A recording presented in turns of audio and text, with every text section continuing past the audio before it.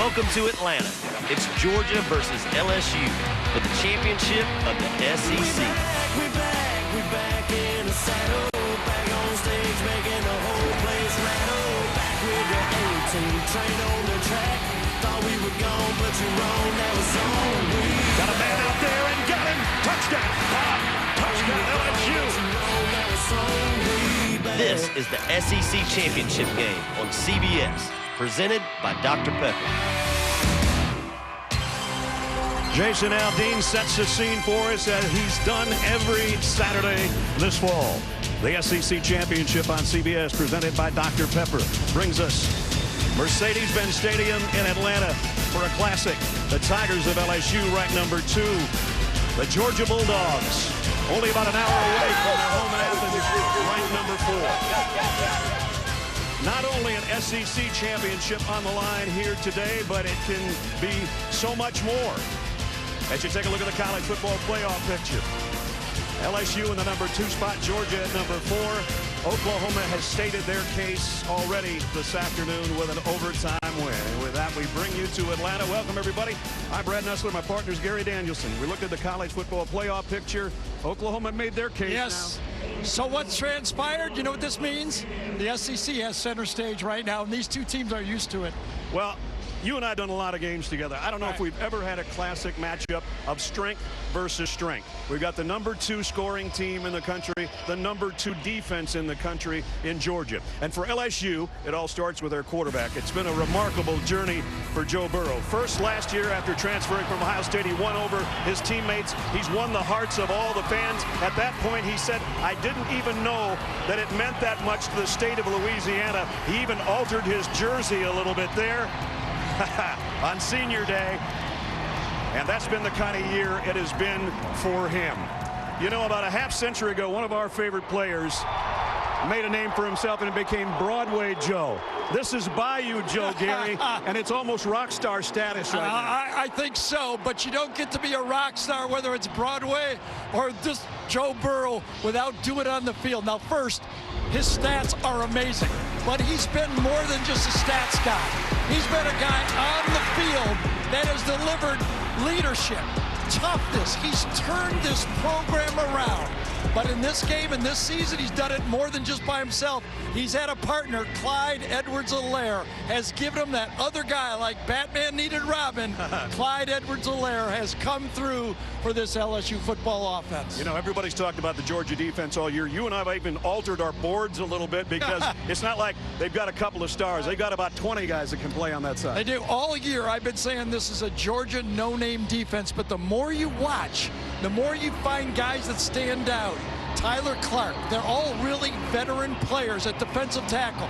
Just makes plays. And the 2 safeties, Richard LeCounte, number 2, and J.R. Reed, number 20, those 2 guys, the veterans, have been in big games before. They'll direct this defense. Ever since we knew what this matchup was, I've told everybody, let's say you can hold LSU to half their point total. Well, that'd be nice, but Georgia's still got to find some points of their own.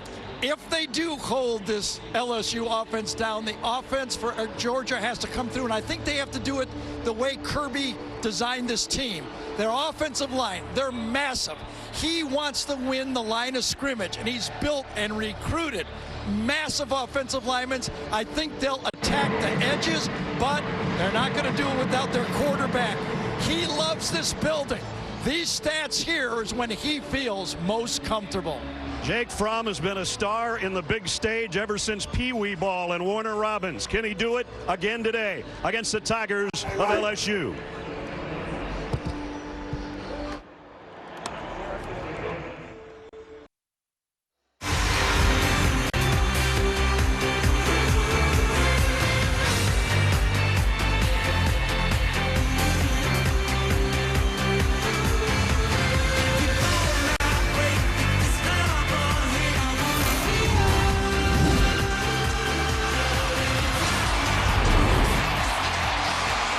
Sellout crowd inside Mercedes-Benz Stadium. Here comes the 4th-ranked team in the country, the 11-1 Georgia Bulldogs, the champions of the East, making their 8th appearance in the SEC title game. And from Baton Rouge, the second-ranked Tigers, undefeated at 12-0, making their 6th appearance and the first time in this game in 8 years.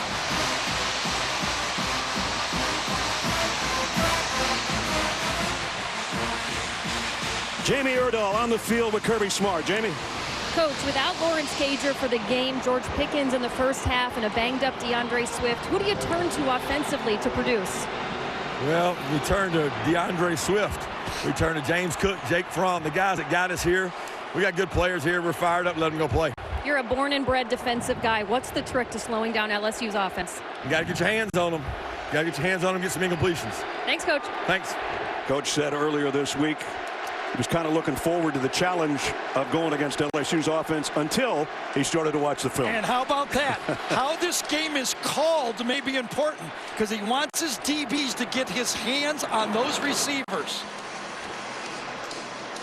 Jamie Erdahl has sprinted 53 yards to Ed Orgeron. Coach, Tiger Nation believes you put together a team of destiny. This group seems special to you. What did you just say to them? You know, just go out and play an LSU standard performance. Let's go play our game. It'll be a tremendous opportunity for our football team. This is a great team. It'll be a great challenge. When I say this is Joe Burrow's final SEC game, what goes through your mind? You know, I wish I had him for another year. But, you know, I think he's the Heisman winner. I hope he wins it. I think he's the best player in the country. But, you know, he's worried about winning this game tonight. Thank you, Coach. Go Tigers.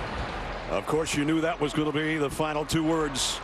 Coin flip going on at midfield. We'll find out who gets the ball first, and then we'll crown an SEC champion in the next 4 hours right here on CBS. The SEC Championship on CBS, presented by Dr. Pepper, is sponsored by Mercedes-Benz, Allstate, AT&T, and by Dr. Pepper.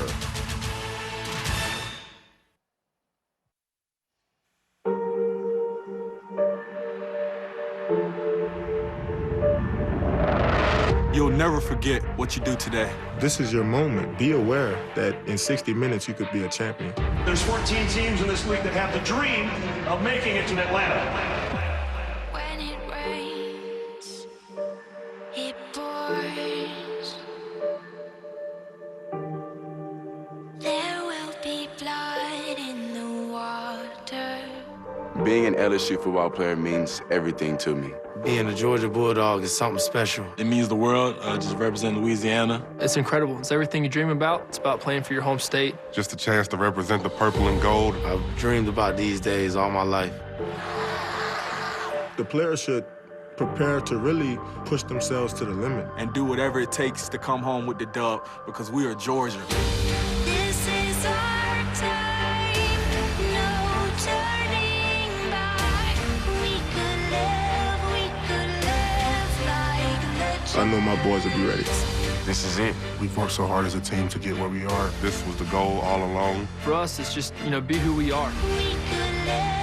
Understand that this is an environment where I have to play my best ball. Grab by Chase, touchdown, Tigers! Edwards-Helaire with a spin, and he'll have one.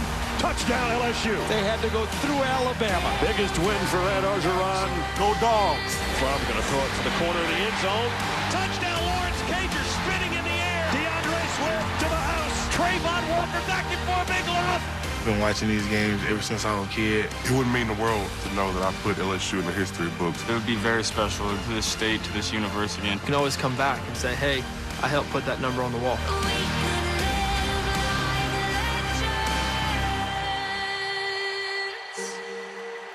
They pass hard on our shoulders, but legends never die.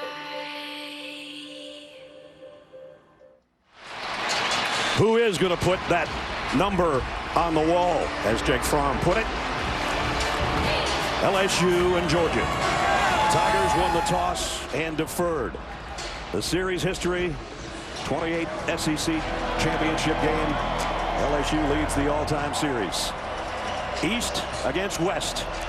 2 top 4 teams, but only 1 championship trophy.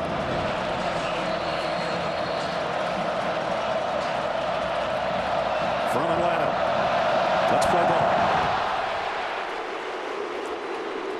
And Georgia will work from the 25-yard line. So we take a look at the Dr. Pepper starting lineups. And it all starts with a guy we've been talking about all week and for the last 2 hours on the pregame show. Number 11, making his 41st straight start. That leads all of college football. Jake Fromm.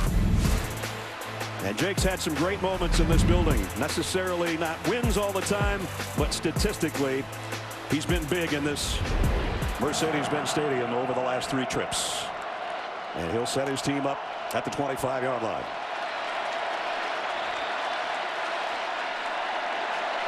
And Brian Herrien opens up in the Georgia backfield. So all the talk about DeAndre Swift, and I'm sure he'll be in there, but he's not going to take the first snap.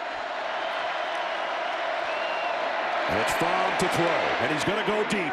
Airs it out. Manziel, and he's in and out of the hands of Tyler Simmons. Should have had it. That's what's been missing for Georgia. A lack of explosive plays. A couple weeks ago, we saw Fromm miss a couple throws, and this time he makes the throw, and it's dropped. So they come out with the big play on the opening snap, and it should have been, could have been, wasn't. 2nd and 10. Charlie Warner, the tight end, in the slot on top. They're going to throw it out in the flat to DeAndre Swift. Got a block from Warner. They only got about 3 yards out of it. It'll bring up 3rd down. Here's the rest of the Georgia offense. Brian Herrien got the start, but it only took 1 snap for DeAndre Swift to come in there. We saw Georgia be excellent on 3rd down against Florida, Gary, and we've seen them have some trouble. And now they don't have Lawrence Cager with the ankle injury and George Pickens for the first half after the fighting penalty against Georgia Tech. So he's missing 2 of his favorite weapons. And for sure, Cager is a 3rd down guy that Fromm loved to look for on these 3rd and make a 1st down plays. 3rd and 7. Fromm, pocket's going to collapse. He might have gotten face mask, but he goes down. Now, I think there's going to be a face mask on Damone Clark, and that would give Georgia a 1st down. Dave Aranda very aggressive here. 7-man at the line of scrimmage, and you can see reach out by Clark and inadvertently make the face mask, and Georgia will convert on the penalty. Big play. Personal foul, face mask, defense, 20-35, 15-yard penalty, automatic 1st down. Considering the fact that they had the potential explosive plays, and remember, we talked to Kirby yesterday, he said we want to avoid 3rd and long. They pick up the first 3rd down conversion with a penalty. LSU defensively, they got the big guys up front of that front 3, anchored by Tyler Sheldon, all 350 pounds of it. And in the back end, Grant Delpit, pretty much 100%. He's one of the best players in the conference when healthy. Herrien, maybe a yard, and it's Delpit who made the tackle. We've been talking about DeAndre Swift being healthy, but the other number 7 in this game, Grant Delpit, is finally healthy again. He had that ankle that he really struggled with the 2nd half of the season. He's 100% for this game, and he's a difference maker. I think one of Brad's favorite players. He is one of the best players in the country, not just the SEC. Hard not to like that guy. Yeah. Said he grew up wanting to be Ed Reed. I said, you're close. Yep. Got bump and run coverage, free safety in the middle. 2nd down and 9. Zamir White in the Georgia backfield. Fromm going to go deep down the sideline, and that one is caught by Landers. They waved it out of bounds. Stingley was on coverage. Let's see if this deserves a replay, because it was caught. Stingley pushes him wide. Another perfect throw. Now, left foot came down first, I believe, and out of bounds. That's part of the coverage. But look who's starting off hot in this game, and we've talked about it in this building. Jake Fromm's on target. Absolutely. On target, but 2 incompletions. That would have been big plays. I'd take that. That's like in baseball, hitting the ball hard, and if somebody catches it, I'd say sooner or later it's going to find a spot. Simmons will go in motion on another 3rd down and long. 3rd and 9 from the 44. From deep middle this time. That one is caught, I believe, by Robertson. He thinks so. Let's see if the officials, they're going to say no. Coming off the slot, Robinson's got his hands on it, and it looked like the ball hit the ground, and then he bobbled it. How about that?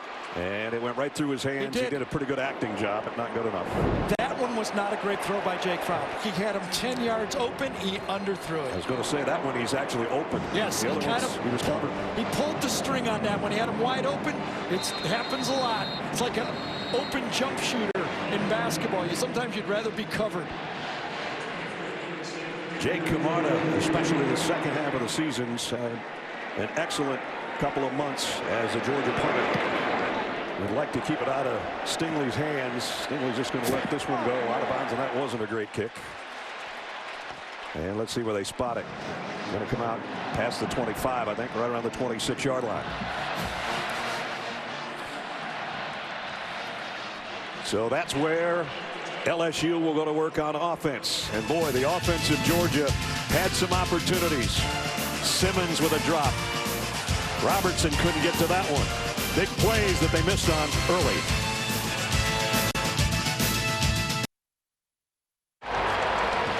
No score in the first couple of minutes of the game from Atlanta. As we take a look at our Dr. Pepper starting lineups, and it starts with number 9, Joe Burrow. Sensational numbers. Over 4,300 yards through the air, 44 touchdowns, as he has equaled or surpassed all SEC passing records. And he is the heart and soul of this offense that is averaging almost 49 points a game. And here's the rest of the group that joins him. And Jamar Chase might be on his way to the Biletnikoff Award as the nation's most outstanding receiver. He's got over 1,400 yards through the air and 17 touchdown catches, a school record. As impressive as those wide receivers are, I still believe Georgia can't let LSU have a 5-man attack. If they don't slow down Thaddeus Moss, their tight end, number 81, and Clyde Edwards-Helaire, number 22, they'll be in for a long day. Georgia's first offensive snap, they threw deep. Let's see what LSU will do on their first snap of the ball game.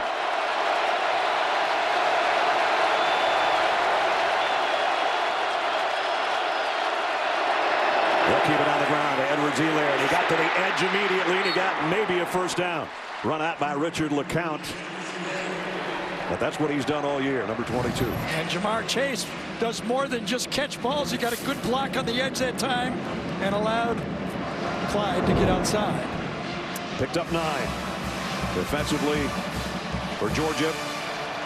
We'll see the lineup scroll across the bottom. Monty Rice, the leading tackler for the Dogs. Second down and a yard, empty backfield with Burrow set to throw. Does, completes it to Edwards-Helaire. He's got first down. We talked about the strength on strength, and it doesn't come more glaring than this. Second in the nation in scoring defense. Nobody scored more than 20. South Carolina in a double overtime win got 20. Meanwhile, LSU just keeps rolling along. And that's exactly what Kirby told us. They put everything together that an NFL team like the Saints have, plus tempo. That's what makes it hard. First down from the 37-yard line. They run the New Orleans Saints offense, but with a college flair to it. Edwards-Helaire in the slot to the left as a receiver. Across the middle, it's batted in the air. Joe Burrow to Joe Burrow. And now Burrow heading to the first down marker and then some. It's going to go as a Burrow to Burrow 16-yard pickup. He's too good to be lucky, but on this one he was lucky. Also, he's such an aware football player. As I said, his stats are amazing, but he actually plays better than his stats, and that's even hard to say. Malik Herring got a hand on it, and then Joe Burrow got a hand on it. And they're in Georgia territory. Burrow looking for more, going deep. Man out there, tipped and incomplete, intended for Jamar Chase. And Eric Stokes was with him stride for stride. And that's the matchup of the day for Georgia. How do they take Jamar Chase away? They're going to match up a healthy Eric Stokes all over the field. Actually, Jamar misjudged this football, and he's great at going up and catching those balls at the highest point. That one he slightly misjudged. Second and 10 at the Georgia 47-yard line. And now Chase comes into the Tiger backfield. And we'll come in motion, and Burrow's going to keep it on a quarterback draw. Got back to the line of scrimmage, and that's it. Devontae Wyatt made the tackle.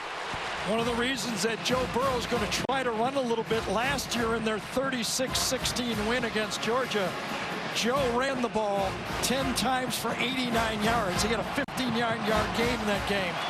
3 sacks for a loss of 23, but he was effective running the ball. First 3rd and long for LSU. All the receivers packed in tight, including Thaddeus Moss, the tight end. On the right side is Burrow. Looking to throw deep down the middle, and he got it complete. Harris Marshall for the first down. Boy, that's tough to do against Joe Burrow. Just a 3-man rush against a guy. Watch, if you look at it, just 3 guys coming in here. A spy player, but he was not a rusher. And a wide open throw. You got a guy that completes 78% of his passes. Step into a throw, bad news. 23-yard pickup. Here's that run-stuffing defense, though. And it was Tyler Clark that changed the line of scrimmage again. He's the guy. When you look at him, he doesn't have that defensive line body. But up front, watch them just move the line of scrimmage. Monty Rice is in the middle of it as well. Another emerging player. DJ Daniel came around the corner to help on the tackle as well. No gain, 2nd down and 10. Burrow and Edwards-Helaire have a look to the sideline. When LSU changes, Georgia changes their defense. Play clock down to 3. Just got it away. Burrow, plenty of time. Scanning the field, pointing. Wow. Now he's going to go deep. And caught. Jamar Chase for the touchdown. You cannot rush 3 guys against Joe Burrow. I would say he had 6 or 7 seconds to throw that ball. As good as Eric Stokes is, you're not going to cover these receivers for that long. That strategy is going to have to change. 45th passing touchdown, a new SEC record. He was tied with 44. Didn't take long to break that here in Atlanta. Cade York in for the point after.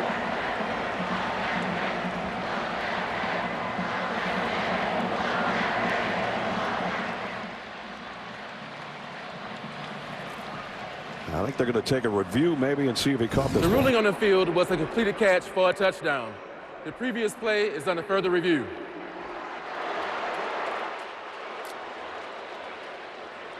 Oh, did the ball move after he came down? His elbow hit the ground, but I think he controlled it. Has it? Ooh. Oh boy, it's closer than I thought it was, that's for sure. Is the ball moving when his hand hits the ground? He's got it.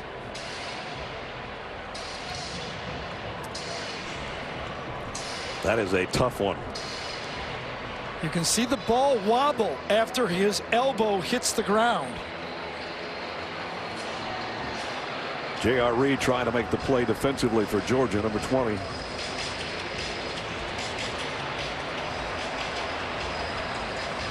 Gene Steratore is our rules official. Gene, what do you see? Yes, Brad. On this one, Brad, I don't hear you very well. I've got something in my ear. Don't have anything. Sorry, Brad, what I've got right now is as he's possessing this ball, he's falling at the same time. So he has to survive the ground on this play. And I think the ruling on the field is very important right now because the ruling is touchdown. And I'm not seeing anything that could overturn that ruling on the field so far from the angles I have. Yeah, it looks like a catch to me, too. The ball wobbles, but I don't think he loses control of it. Gene, I think you're right. Comes up with it in his right hand. The ruling on the field stands. Touchdown. There you go. Touchdown. Thank you, Gene. Good eye. I guess you do that for a living, right, Gene? I don't know. Kirby right now is going to go look at Dan Lanning, his defensive coordinator. He said, you know those 4 days of practicing that 3-man rush? Yeah, let's forget that. Yeah, we might have to relook at that. Cade York in for the point after. Up and good. So just 6 minutes into the game, LSU covers 75 yards in 8 plays. Brad, we all played flag football, right? 1 Mississippi, 2 Mississippi. I think this got to at least 7 or 8 Mississippi before he threw the ball. Maybe Louisiana's, I don't know, but it's a touchdown to Jamar Chase, his 18th of the year. Joe Burrow's 45th of the year. The watch party in Joe Burrow's hometown, they're digging it right now. Tigers 7-0.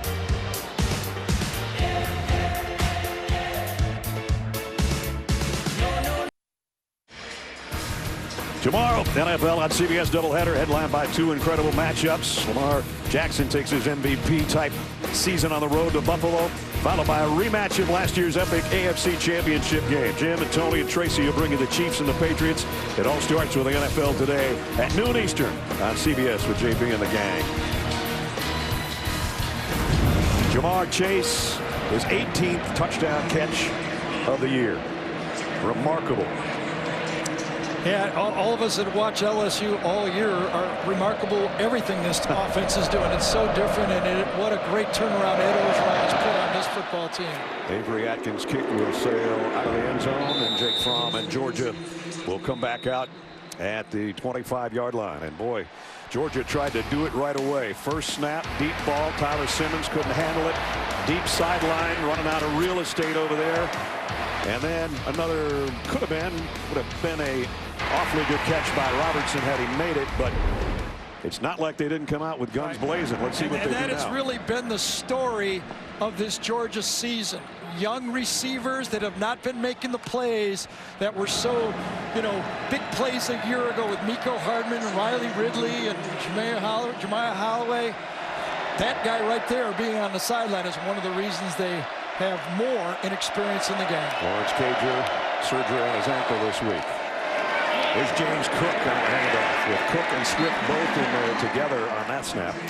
The thing that we have not talked a lot about in the open and all week is the improvement that Dave Aranda's defense has been making as the season is going along. Yep. They pitched a almost perfect game against Texas A&M, and he says I got healthy players now, can do a lot of moving parts, and the biggest part of it is he has 2 corners that can play man-to-man defense, and he can kind of use his other 9 guys like wild cards all over the field. Those 2 being Derek Stingley and Christian Fulton. Empty backfield for Jake Fromm, who throws out on the flat. DeAndre Swift. Did he get a first down? He's very close. I think they gave it to him. Another well-designed play by offensive coordinator James Coley. He's had 3 potential big plays, but here's another great matchup that he's maneuvered, getting Swift on the safety, but this time Jacoby Stevens. There's James. So DeAndre Swift with a catch out of the backfield, and Kirby Smart told us yesterday the backs are going to have to be a big part of the passing game. That's 22nd catch of the year for DeAndre, and good for a first down. At the 35.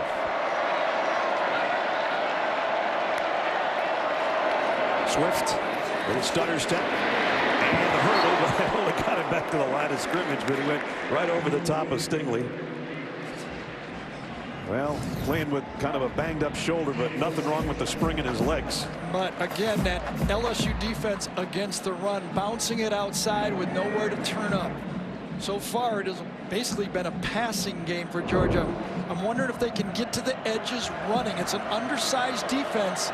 Can that offensive line make an impact? I think they have to. Swift goes out. Brian Herrian will trot back over to meet Jake Fromm in the Dogs' backfield. 2nd and 10. Fromm incomplete.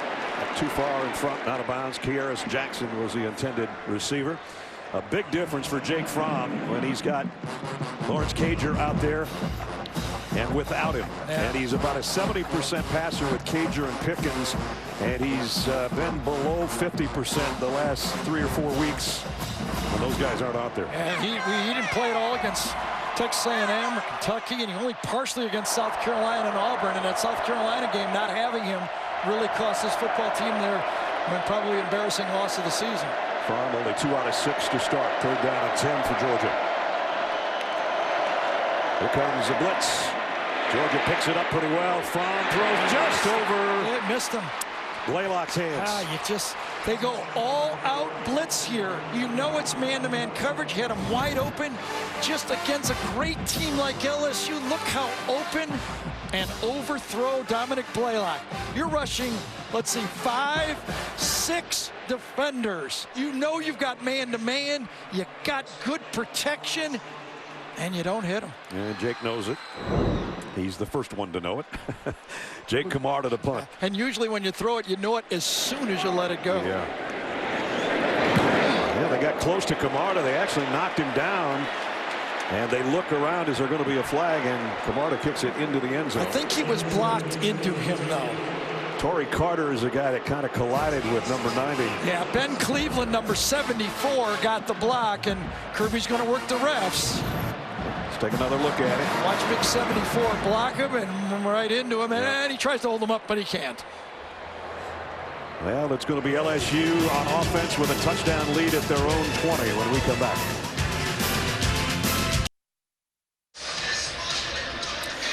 Stream CBS Sports HQ, the completely free and always on Sports News Network for nonstop highlights, breaking news, and expert picks. Download the CBS Sports app on your phone or connected TV to watch today. Don't forget Gary will join the HQ gang right after our game is done today. As you take a look in at Mercedes-Benz Stadium in Atlanta, our aerial coverage sponsored by State Farm. Let's check in with Jamie.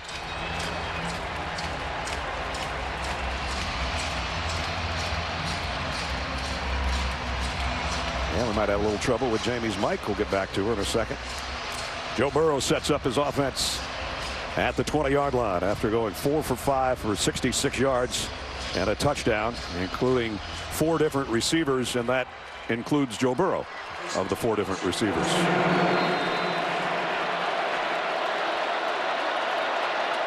First down from the 20.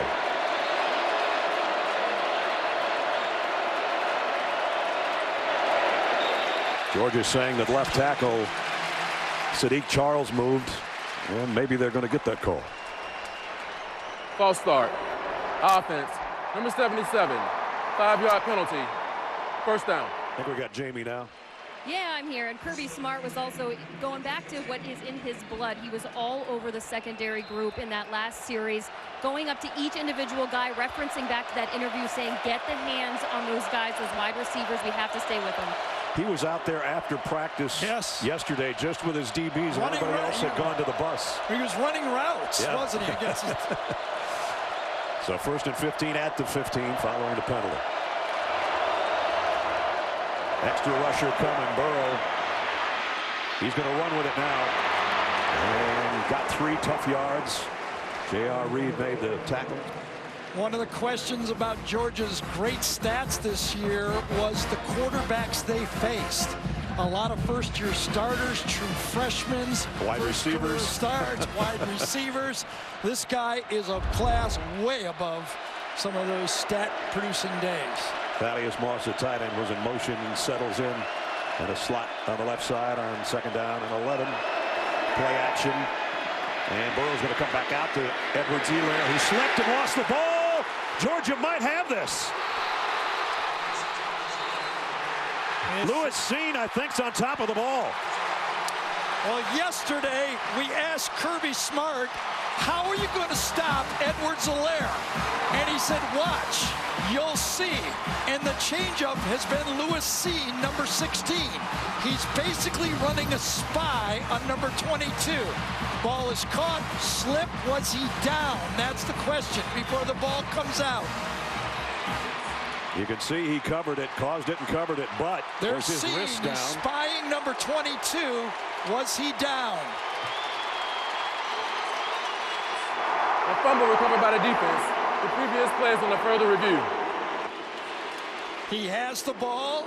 He puts his hand down, his left wrist. When his left wrist goes down, I think the wrist counts as being down. Gene's territory. What do you got, Gene? This is really close, Brad, and Gary went to a very important point. What I think I'm seeing right now from one of our closer angles from the sideline is that I think it's potentially the forearm. Now, the forearm will put him down. The back of the hand will not. But as you look at that angle, if that moves and graduates to the forearm, then I think we have him down based on that contact there. There it is. His left wrist hits the ball, and that jars the ball loose. Gene, are we together? Do you think it's going to go back to LSU? I do.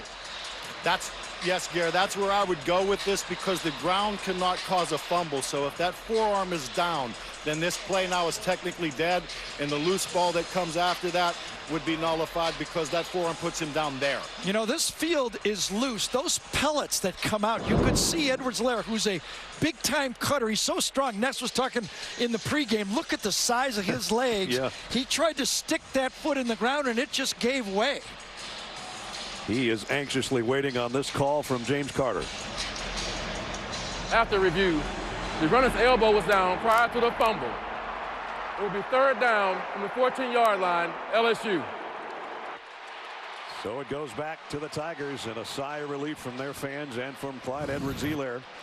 His forearm, as Gene said, his forearm goes down. I thought it might be his left wrist, but the back of his left wrist goes down, called the forearm. Might make note too, guys, this is a really good play on the officiating side. That ball comes out so quick in live speed that you are much safer there to rule fumble, and now let replay fix it as it did correctly.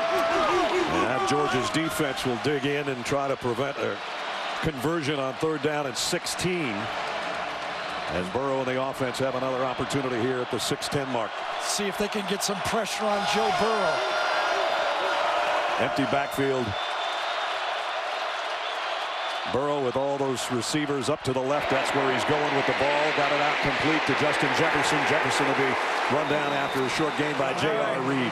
Brad, we talked about that Kirby made junk, that three-man rush. He brought 5.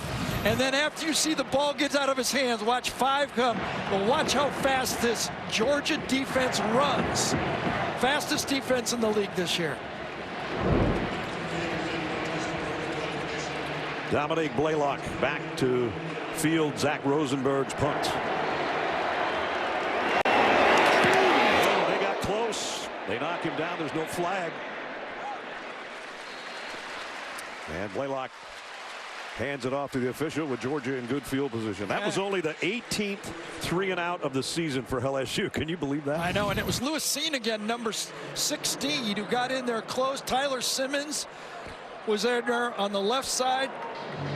Watch it. 16 and 87 came close. Georgia with good field position, trailing by 7 when we return.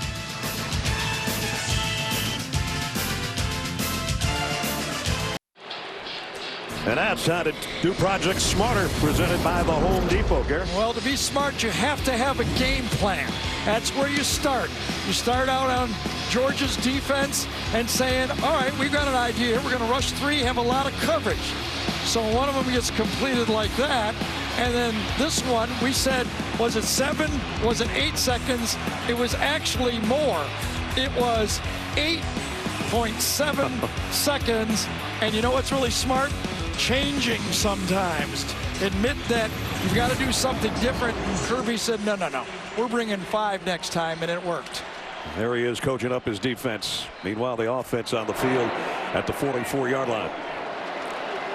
James Cook in the backfield behind Jake Fromm. And he'll hand it off to Cook, who got 2 or 3. Cook, a sophomore out of Miami, younger brother of Dalvin Cook of the Minnesota Vikings, wearing his brother's old number when he was at FSU, also number 4. And now he goes split out as a receiver, and Zamir White comes into the Georgia backfield. No DeAndre Swift in this possession so far.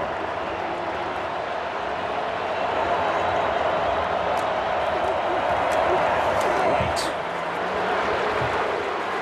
Wow, he's still going. And you hear the chants of Zeus. Yes.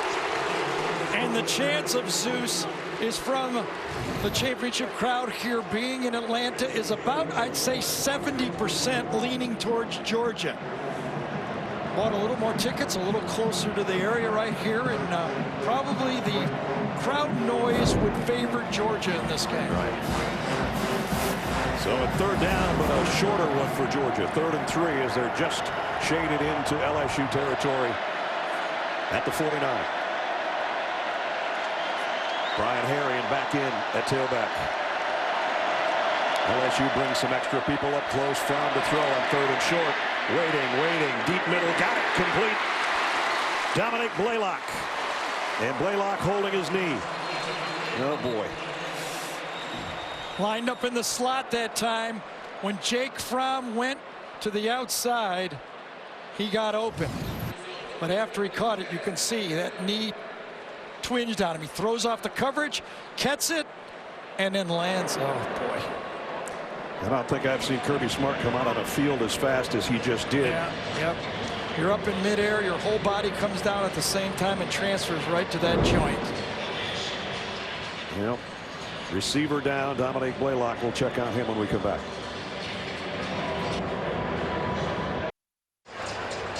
And you hate to see this. Dominic Blaylock, the freshman out of Marietta, being helped off the field after making his 18th catch of the season, and that further shortens the receiving corps for Jake Fromm and company. Yep. Cager already down. Pickens with the suspension. It was a first down for Georgia. So back to the ground to White. And he only got about a yard. If you're wondering why George Pickens is not in the first half of this game, they've had some issues with him. First of all, he didn't start the first half of that Georgia Tech game because of rules of team violations. And then he got into this skirmish with Trey Swilling, and out he goes. And so he's out for the first half of this SEC championship game, and they could sorely use him right now. 3 minutes remaining in the first quarter. He'll be back for quarter number 3.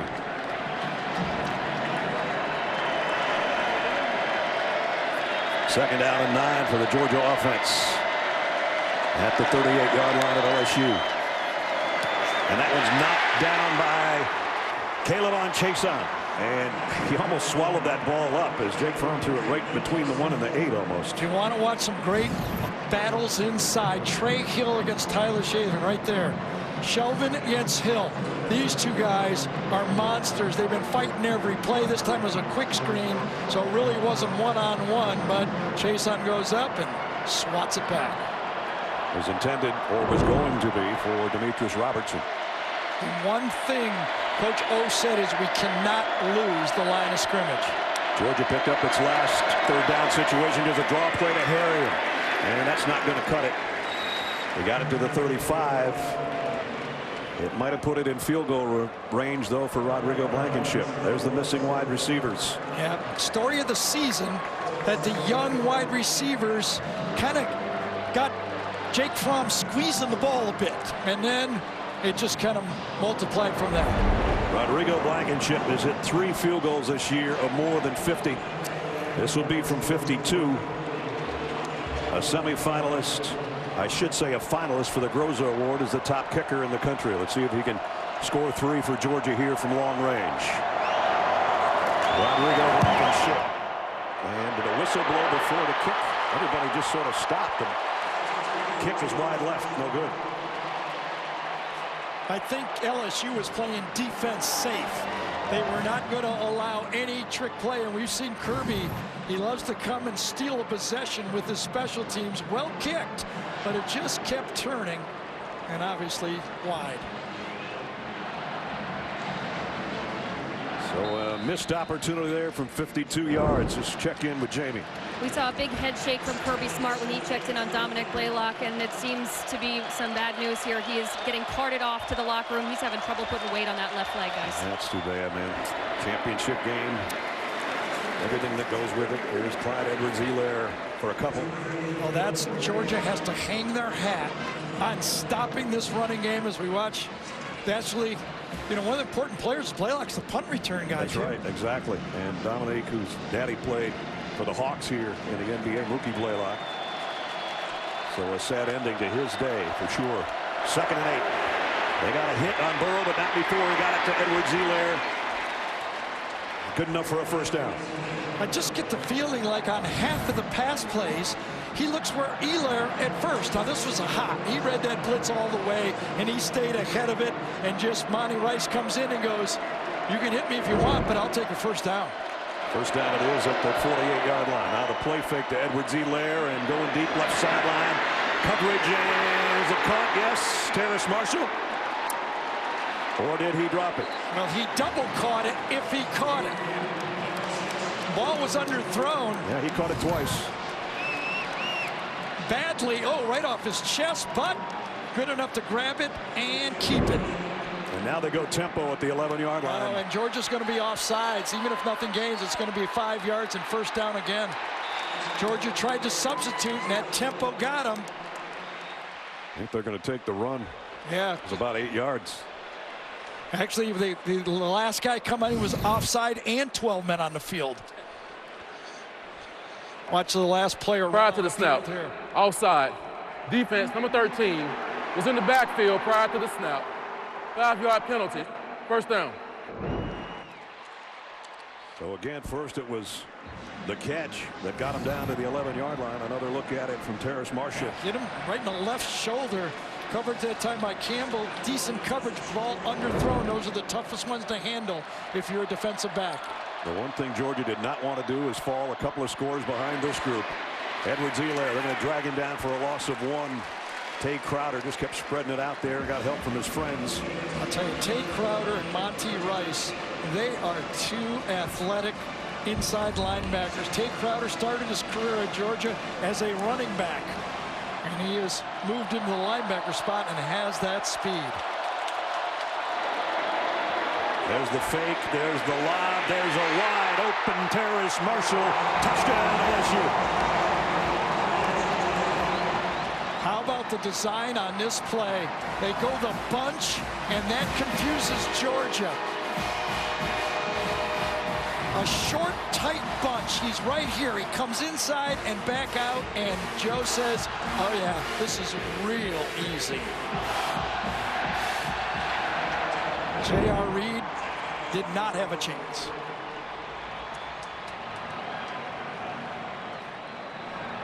Extra point by Cade York coming up. And it's up and good. And for the 58th time this year, an offensive touchdown drive of less than 3 minutes for the red-hot Tigers of LSU. 65 yards in 5 plays. 7-yard touchdown pass. Burrow's second scoring toss of the day.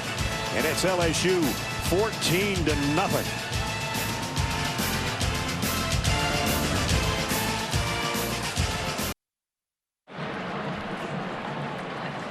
Back at Mercedes-Benz Stadium, it's 14-0, and Joe Burrow has thrown his 45th and 46th touchdown passes of the year.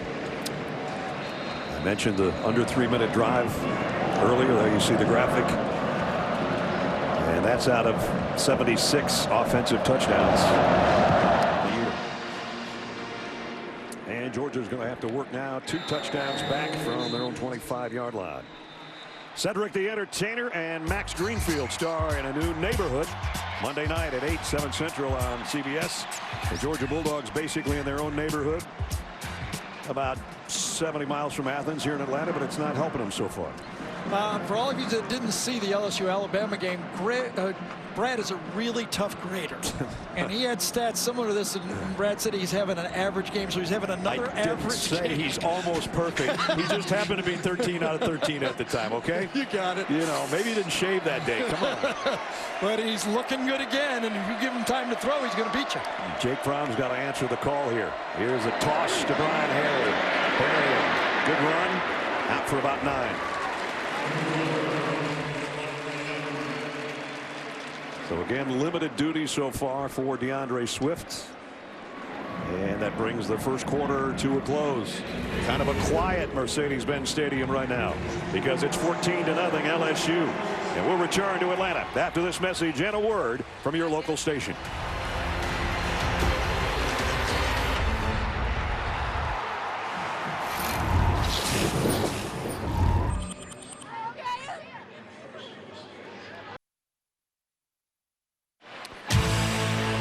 Back in Atlanta, as SEC championship game, and LSU off to a tremendous start through the first 15 minutes. Joe Burrow throwing a couple of touchdown passes. Remember the year that Larry Bird won the three-point shooting contest at the NBA All-Star game? He put the three up and then he just walked halfway to the locker room. Joe Burrow just threw that ball and got, I know that's a touchdown. I'm just going to head over here and relax. I know, but that wasn't even three. It was almost like a layup.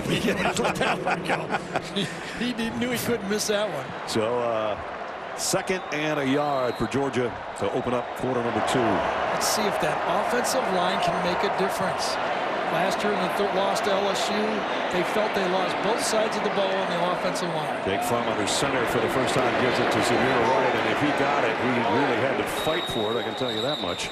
So a 14-0 hole that the Dogs have dug themselves into, partner, and you know, they went for a 52-yard field goal, trying to get something, and they gave him a short field. Well, a short field, but you got to. I mean, as many points as LSU scores in this game, and Ricardo had the leg, he just missed it, but you're right.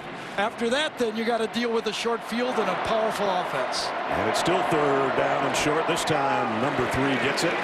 Didn't get much, but he got enough to move the chains. And LSU has their second defensive line in the game. No starters. They're already going through their first rotation in the defensive line. So Georgia started early by trying to throw deep on a couple of occasions, a couple of them that maybe could have been big plays, should have been caught, that type of thing. Now they are hesitant here about who's going to be in the backfield. DeAndre Swift comes in, but he just immediately goes to a wide receiver spot. One correction, Tyler Shelvin, 72, is in at nose tackle, and he is a difference maker. Now Swift will join Fromm. Actually going to just dump it off to him. DeAndre Swift trying to get to the edge. Spins inside, got good yardage out to the 44-yard line. That'll go as a completion from Fromm to Swift. Well, I'll tell you, DeAndre Swift, when we saw that game against Texas A&M, he was basically the offense that day. The only dependable player. You could see his skills on that run. Fromm throws, got it complete to Simmons for a first down into LSU territory. At the 41. Well, you got bump and run, and you got to attack bump and run, and this time Simmons beats him at the line of scrimmage. Stingley forces a good throw, and Jake Fromm puts it right there, and Simmons catches this one. Georgia going tempo here a little bit. At least they got up to the line of scrimmage rapidly at the 41 of LSU. And LSU has substituted their first team defensive line back in the game. Play action. Fromm loads.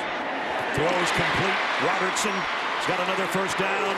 He's collared and dropped at about the 24, but Georgia's got something moving here. Well, that time Robinson was matched up against Kerry Vincent, the third actually safety corner in the game, and he beats him cleanly. Might have pushed off, but he got away with it. Now you're going to hear boos from the Georgia fans because Tyler Shelvin is down. And if he's really hurt, and he may be, that would be something that the Georgia fans don't want to boo because he's one of their difference makers up front, and it looks to me like he is. Tyler Shelvin, Gary was just talking about him, the sophomore out of Lafayette, Louisiana, down on the plate.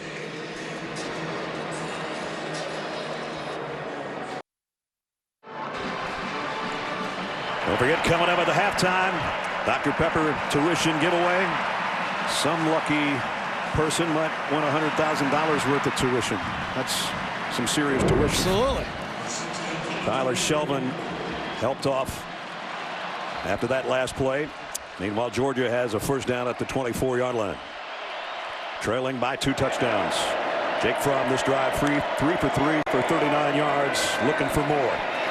Jake throws corner, Harry, an intended receiver, and it's incomplete. Boy, if you'd have just stayed inside, he had Karis Jackson, number 10, breaking to the middle of the field. He made his mistake, made his decision just a little early. Watch number 10 get to the middle of the field. Might have had him. Might have been that Delpit turned as the ball was thrown, but it was close. Good coverage on the play. Brings up second down and 10, so the first incompletion for Fromm on this series for Georgia. Zamir White in again at tailback for Georgia, and he's going to get the carry, and he's going to get swallowed up by Rashard Lawrence. He's a warrior. He may be one of my most favorite players I've covered in the SEC. Plays hurt, plays hard. He's not the most skilled player athletically, but boy, he looked pretty good there, didn't he? He did. The senior captain out of Monroe, Louisiana. He doesn't have those measurables, you know, running a 4.8 or anything like that, but he just continues to make plays throughout his whole career. Saw him play a game a year ago on one ankle. Ever since Shelvin slowed down the momentum that Georgia had going, Georgia's going the wrong way. Third down at 14 now. They got to put some points on the board here. They got to get at least a field goal. From pressure coming. Throws complete. Simmons got a little bit of it back. Good smart play that time by Derek Stingley Jr. He was willing to concede the short play. Decent protection, let him catch it, make the tackle, and he did. So Rodrigo Blankenship will come out. He's 24 of 29 on the year. He missed just a few minutes ago from 52 yards. This will be a 39-yard attempt by the former walk-on and now leading scorer in Georgia history.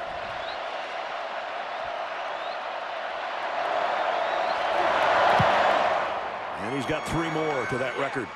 Georgia gets on the board with just under 11.5 to go in the first half. LSU 14, Georgia 3 here in Atlanta.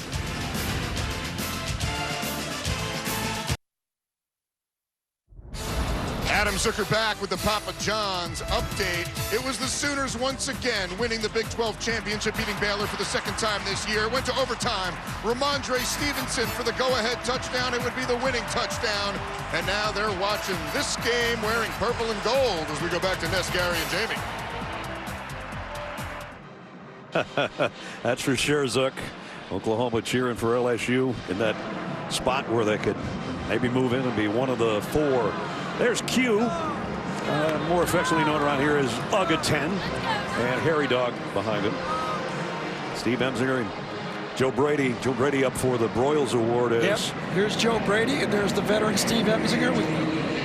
Got an interesting match here. Brady's up for the Broyles Award as top assistant coach, 1 of 5.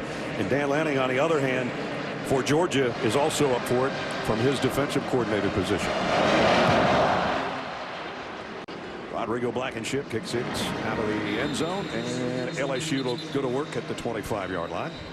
Joe Burrow, just a 9 out of 10 day for 123 and 2, Gary. Yeah, and when you blitz him, he's a decision maker, gets rid of the ball, goes deep, underthrown, not a great pass, but they've got skilled receivers, and they got 3 of them, and then that Joe Brady design right here. Look at this one. As Brad said, he threw it and turned and walked to the bench, and why not? He had a layup. 7 straight completions on that drive. Looking for more right here. From the 25. Edwards-Helaire will flush out of the backfield. Burrow goes back the other way, completes it. Racey McMath, who's come into the picture as another receiver in that talented receiving corps, makes the catch. Let's test your knowledge with today's Aflac trivia question. What 4 players have won the Heisman Trophy, the SEC championship game, and the national championship in the same season? And I can admit I did not know it before. I didn't either. I think we got the 2 or 3. Yeah. Second and 6 at the 29. Burrow in trouble a little bit for the first time all game. He's going to throw out of bounds. Got rid of it before he was sacked by, would have been Monty Rice had he gotten to him. Malik Herring was also coming around the corner. You know, our own Rick Neuheisel has been comparing Joe Burrow to Tom Brady.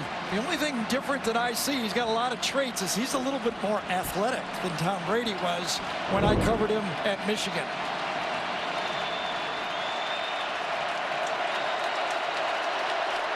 Empty backfield for Brady on 3rd down and 6. Fans are trying to help the Georgia defense here a little bit. How many will they bring? 3. Only 3. Burrow has loved that 3-man rush, and he's going long.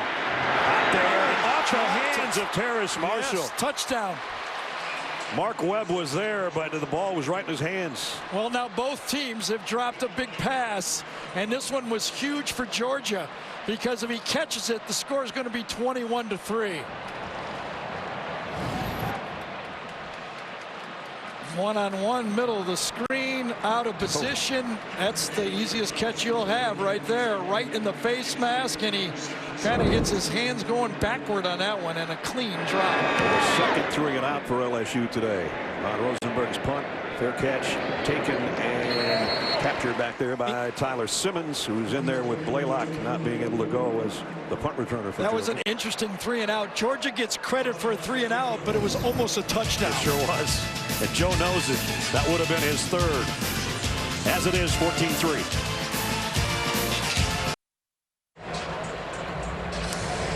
Back at Mercedes-Benz Stadium with the roof closed here. The SEC championship game. Here's a look at Terrace Marshall, what would have been his second touchdown of the day, I can guarantee you. Yep, went right off his left, the kind of index finger, or maybe ring finger would be more accurate. He goes to the bench. He goes over to Joe Burrow and says, man, that was my fault. And I think Joe is saying, I got you. We'll get you next time. And how big was that? Finally, a break going Georgia's way. Yeah. Because that one might have been death right there, 21-3. Tyler Shelvin, by the way, is back in on the defensive front in the middle. Along with Lawrence and Logan, they got their #1 guys in there up front. And Georgia down an extra receiver. If you had missed it earlier, Dominic Blaylock injured. They don't get George Pickens back until the third quarter. So it's next man up for Georgia. First down at the 21. Going nowhere. Stingley with the tackle as we check in with Jamie. Hasn't Jake Fromm faced a lot of criticism so far this season? He feels like at times it was his lowest point. So we asked Kirby Smart how he handled that with his quarterback. He said, this is a guy that's a type A personality. He needs reassurance at times. I told him, your best is as good as we can have. Your good is even good when we have it. But Jake said at times it was challenging, but he is so happy to be on this stage now. Yeah, and Kirby also said we're pretty much the same kind of personality. So I take a lot on my shoulders. Jake's got a lot on his shoulders. There's his numbers from the last drive that netted them 3 points. Draw play. Harrion. Got about 4. Tyler Shelvin and Jacoby Stevens, one of those safeties. It's a nickel package for LSU, and those #3 and #7 are always in the action. Inside, number 72 throws them away, but look who's there. Jacoby Stevens reads it quickly. Stevens basically a linebacker earlier in the year. Now one of the leaders in that secondary that includes Delpit and Fulton and Stingley and company. And look what's happening to this Georgia wide receiver group. They're having to play Landers. They're having to play Samir White and Cook to cover up for the injuries at wide receiver. Third down and 5. And suspensions. Simmons in motion. Again. Fromm. Pressure coming from behind. Got it to Harrion out in the flat. First down for Brian Harrion. Might have gotten face mask, but he's still standing. Well designed. Give this one offensive coordinator James Coley. He schemed up a great play and had an easy throw. A lot of shift in motion. Goes one way, and then he gets Harrion out. Easy leverage right there. He gets outside. There's no way Patrick Queen could get it the coverage. We've seen Brian Harrion as a receiver make some really nice catches this year. Yeah, remember that Florida game? Yeah. He did that one-handed bobble to himself. Yep. Got a couple on the ground on that one. Stevens made the stop. Second down and 8 coming up as we're under 8.5 in the quarter. Well, that last drive for 3 points, just as important as the 3 points was 10 plays. Keeping the ball away from Joe Burrow is has to be part of the game plan for this Georgia football team. Zamir White back in for Georgia. 2 tight end set. As Joe Burrow looks on. Jake Fromm under center. Hasn't been there that often so far in the first half. Play action. Look out. Down he goes. It's Delpit with a sack. Well, one of the most creative defensive coordinators in college football is the defensive coordinator for LSU, Dave Aranda. And this time, Delpit times it perfectly. No one there. And when Jake Fromm turns around, it's a sack, and Aranda just earned part of that. What does he get, $2 million a year? Yeah, somewhere in there. Not a lot of sacks given up by Georgia, but that one was a 9-yard bullet by Delpit. And only 9 sacks all year, but that one, and Jake Fromm on the turf. He has been Mr. Durable as his 3 years as a starter. And boy, you talk about a huge blow to Georgia's chances. If one of the things you do have to do as a quarterback, if you feel a twinge, you get hurt, you see his right ankle got bent from behind, you cannot come out. I was a backup quarterback. You've got to give me some throws on the sideline. So watch, he gets his ankle rolled up, he starts to limp. You can't limp off. You got to give the backup quarterback 6-8 throws and some snaps just to get used to the situation. And that backup quarterback would be Stetson Bennett, who has not seen a lot of work. And again, that was just ugly all the way around, unless you're Grant Delpit and an LSU fan.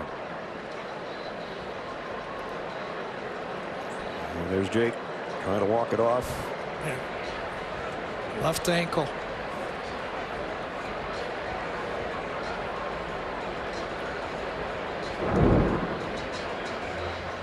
Wow. Well, in some games here, backup quarterbacks have hurt Georgia in this stadium. Could a backup quarterback save them this time for Georgia? Well, Stetson Bennett, he's in his second stint as at Georgia. Started off here as a freshman, then went to Jones County Community College in Mississippi. And now back for his second time, and you saw the numbers that he's put up, 20 out of 26 for a couple of touchdowns. But every Georgia fan in here is either biting their fingernails or holding their breath, and Jake's going, all right, we're going to be okay, let's go. So here comes Stetson Bennett. And right now, Kirby has to figure out a way to get his team out of this half. Keeping it close enough when they get Pickens back in the second half and maybe get Jake Fromm back a little healthy. Talking about the backup quarterbacks, right, Ness? Yeah. 1 year it was the national championship game. Tua Tagovailoa took over, and then Tua got hurt last year, and Jalen Hurts comes in, and that touchdown is what ended it, 35-28. So now it's Georgia's backup quarterback in the spotlight. And you could see him on the sideline going, give me the play, give me the play. Learning a lot of plays for 3rd and 17. They might just play this close to the vest. I guess not. They're going to let him throw. Down the middle. Overthrew. Lucky. That was almost a disaster. Yep. So they will punt. He went for Matt Landers over the middle of the field. The ball sailed on him, and he's very fortunate that this one wasn't a disaster for the Georgia football team. Kobe Stevens had his sights on it. Tries to throw to number 5. He's got him open. Just doesn't get it to him. And there's Stevens, who did get a hand on it. And now it's Camarda to punt. And the Georgia injury tent has been too busy in this first half with key players, including their quarterback. Camarda's kick. Stingley backpedals, just lets it go, and it's going to make the end zone. That's a big difference, and Camarda knows if he could have pulled the string on that just a little bit, it would have put LSU in a tough spot. He had a huge game against Auburn. He had 11 punts in that game, kept him in the game by punting in that day. He did. Again, Georgia not only trailing 14-3, but more importantly, number 11, who's been their leader for 3 years, down, and we hope not out. I'm Adam Zucker. Coming up on the Geico Halftime Report, BJ, Rick, and I will get you caught up on today's championship action, including the Sooners trying to get back to the playoff, winning the Big 12 championship today as Baylor falls incomplete on 4th and 20.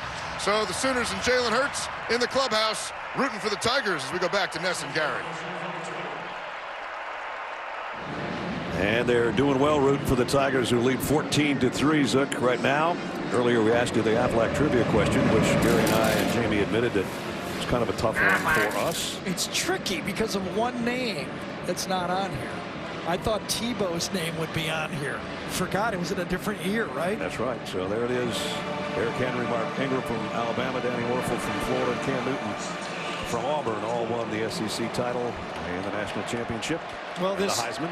This defense has carried Georgia all year. They have to get them to the second half. Can they get a stop? Maybe even do a little bit more than a stop for the defense to help the Georgia team. They'd like one of those havoc plays that Kirby is always preaching about. Burrow throws, got it to Thaddeus Moss for about a 5-yard gain as we check in with Jamie.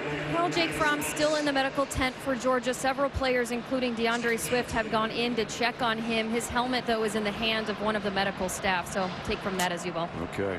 Well, Right now, as Gary said, the Georgia defense has to do its job. Remember, LSU gets the ball in the second half. They get an extended drive here. Blitz coming, and it almost paid off. Edwards-Helaire is hit, and he gets back to the line of scrimmage, but Richard LeCounte went right over the top of him. You got it. Dan Lanning and Kirby Smart's defense matched LSU's with a safety blitz that time against the run game, and LeCounte was the guy in there early. LSU trying to go tempo, and they got tangled up with a couple of people. Here's a wide open Justin Jefferson down the sideline. LeCounte will bring him out of bounds, but not before he gets a first down. And Georgia's going to try to substitute again. They better be careful. Looks like they're going to get it done. Hurry up this time, and it worked great. Got that bunch formation, but in the backfield that time was Jefferson. That was what gave Georgia problems. Burrow throws out, complete to Chase.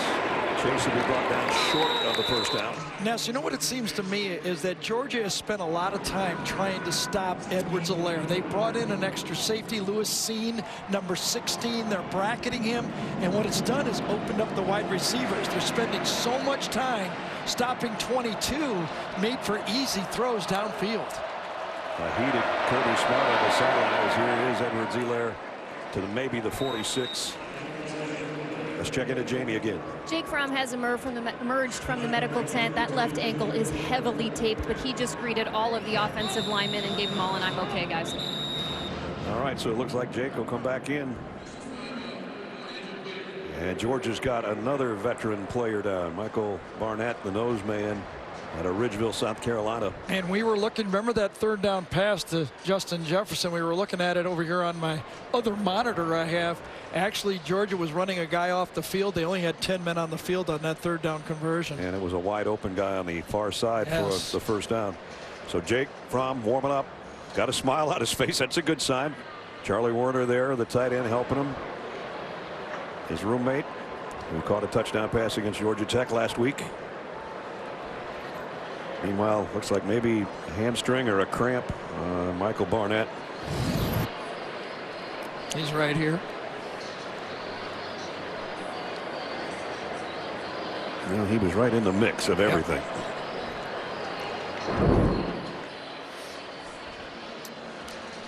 So it's 3rd and short. Remember in last year's win, LSU actually went 4 for 4 on 4th down. Yeah. It was a big part of that football game. And Burrow on these 3rd and very shorts likes to quarterback sneak it. Don't forget, coming up, Adam, Rick, and BJ will have first half analysis, scores, and highlights on the Geico halftime report. The guys over to our right down in the end zone. And Barnett goes off. Jordan Davis comes in for him. He's a load, especially on a quarterback sneak. Jordan Davis, number 99. 330 pounds of the sophomore out of Charlotte. Well, I guess he's not going to quarterback sneak. Well, not unless he quarterback draws it from there.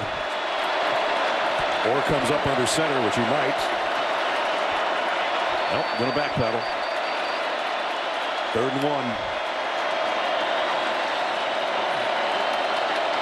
Boy, look at him use that clock. He knows exactly how much time he has. And now he will sneak it. Waited till the very end to come up under center and got the first down. Interesting. He tried to draw him off sides to get a cheap first down. I think all along it was going to be a quarterback sneak. Got a little push from behind. I don't even think he needed the push. Maybe I shouldn't use little with Clyde Edwards-Helaire. Yeah. Short, but not little. I'll tell you that. Joe Burrow, who has admitted, I like getting hit once in a while. It makes me feel like a football player. And he is a football player who happens to be a sensational quarterback on top of it. So first down at the 44. Jefferson in motion will set up in the left slot. Under 4 minutes to play in the half. Here comes pressure on Burrow. He got away from it somehow, and now he's running. This is what he does best. All the way to the 30-yard line. Monty Rice had him nailed with the blitz inside, and that to me is the difference in Joe Burrow and the comparisons to like Tom Brady. Tom Brady doesn't have that. I'll tell you, that is an athletic play and one of the reasons why he's so special. Now he's going right back to the air, and he's going for all of it, and he in and out of the hands of Jamar Chase. Perfect job by the safety that time coming across. Richard LeCount was able to get enough pressure on the play to help DJ Daniel. He's got a chance. He's getting tugged from behind. You see the grab? Remember what Kirby told Jamie, get our hands on him, and it worked on that play. Got away with one, Georgia did right there.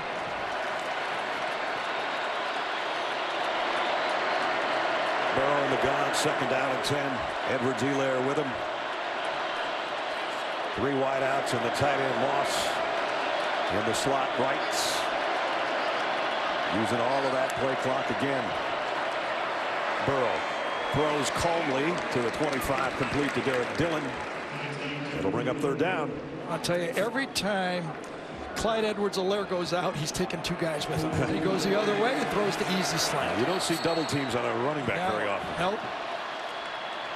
And Georgia's going to take a timeout. 3:06 remaining in the 2nd quarter. 14-3. LSU will be back in 30 seconds. Joe Burrow's mom and dad, Jimmy and Robin, obviously here. Pretty proud parents. Jimmy texted me this morning and said, I had to take a picture outside the Smile Direct iCruiser this morning over by the Hall of Fame. There he is. Had to get a picture with the 3 of us. That's not bad. That's good. Well, I said Georgia needed to get out of the half. A stop here gets them out of the half. 3rd down and 4. Can Georgia get that stop?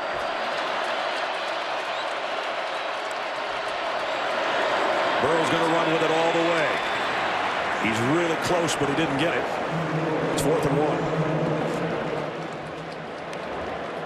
And now does Ed Orgeron have a decision to make or not? He ran the field goal team on. So the decision's already been made. Trying to make it 17-3. Interesting call there. They ran the quarterback draw, and Georgia was ready for it. Cade York is a true freshman, but he's been good. 18 out of 21 on the year. Right. Last year's game, Cole Tracy hit 5 field goals to extend the lead against Georgia. York had 5 against Texas A&M last week. Can he hit this one from 41? That is up and good. Cade York tacks on 3 more for number 2 LSU, leading Georgia now 17-3.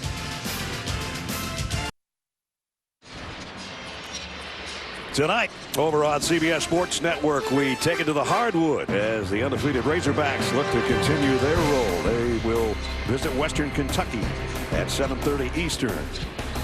The road to the Final Four. A little different music. Can't think about that right now, man. Do you make that transition with the music? It's the music. Helps it's me. the music. Yeah. Joe Burrow just led a 57-yard drive in 11 plays, capped by York's 41-yard field goal. And now Avery Atkins the kick. And Brian Harrigan just lets it fly. And now we've got a taste of tradition presented by Sonic. Here's Jamie. Well, Brad, this year's SEC Football Legends class includes 14 inductees who brought success to their respective universities. The group is highlighted by 8 All-Americans and 4 national champions. Legendary Georgia coach Vince Dooley was among those honored. He guided the Bulldogs to over 200 wins and the 1980 national championship. In 1982, he coached Heisman Trophy winner Herschel Walker. Johnny Robinson of LSU starred on both sides of the ball for the Tigers. He earned his first team All-SEC honors in 1958, the same year LSU won their first national title. Remember Johnny Robinson? They used to call him the Candy Man because he'd be stealing back there in the secondary for the Chiefs. Here's the throw, incomplete, intended for Tyler Simmons. And Jake Fromm back in there. Yep. DeAndre Swift and Jake Fromm in there. In these situations in the past, I always used to think Georgia would go tight end. Remember Isaac Nada? Yep. He'd be going down the field, but just new players. Warner and Wolf are just a little bit different. We saw Eli Wolf make that big catch against Florida to put that game away, and they're in there.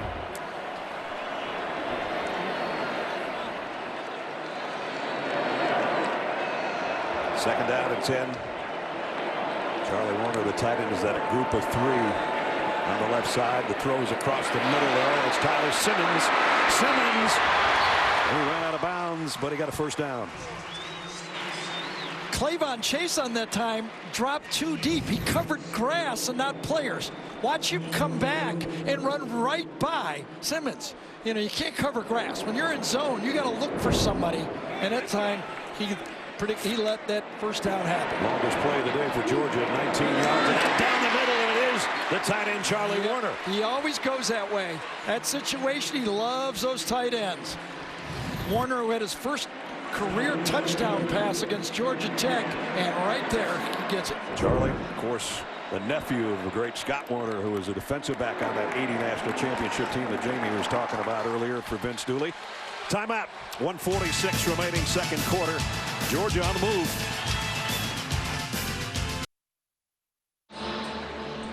Looking on the city of Atlanta, full of Georgia fans and LSU fans for this SEC championship game. 17-3 LSU with 1:46 remaining in a half. Can you feel the pressure on this Georgia offensive drive right here? They know LSU's getting the ball to the second half. I mean, the way that LSU offense is going, Fromm needs to get points, and he's doing well so far. He's pulled his percentage up for 10 for 18. Looks like he's getting his feel back. You saw DeAndre Swift have a little word with Jake, like, maybe get me the ball, Jake. First down. Fromm, pressure coming, throws far side. It's intercepted by Stingley. His ball skills are unbelievable. For a young player, a year from now, he will be playing both ways for LSU. The 5th interception of the season for the true freshman. And watch how late he turns around and finds the ball and makes the play. Watch, he turns at the last second and finds it and makes the catch. One-handed. Unteachable skills. Defensive backs are usually there. They have trouble making those catches. Perfect catch. Holds off the receiver and makes the interception. Jake had gone all the way since the South Carolina game without throwing an interception. It's only his 4th of the year, but it's certainly costly.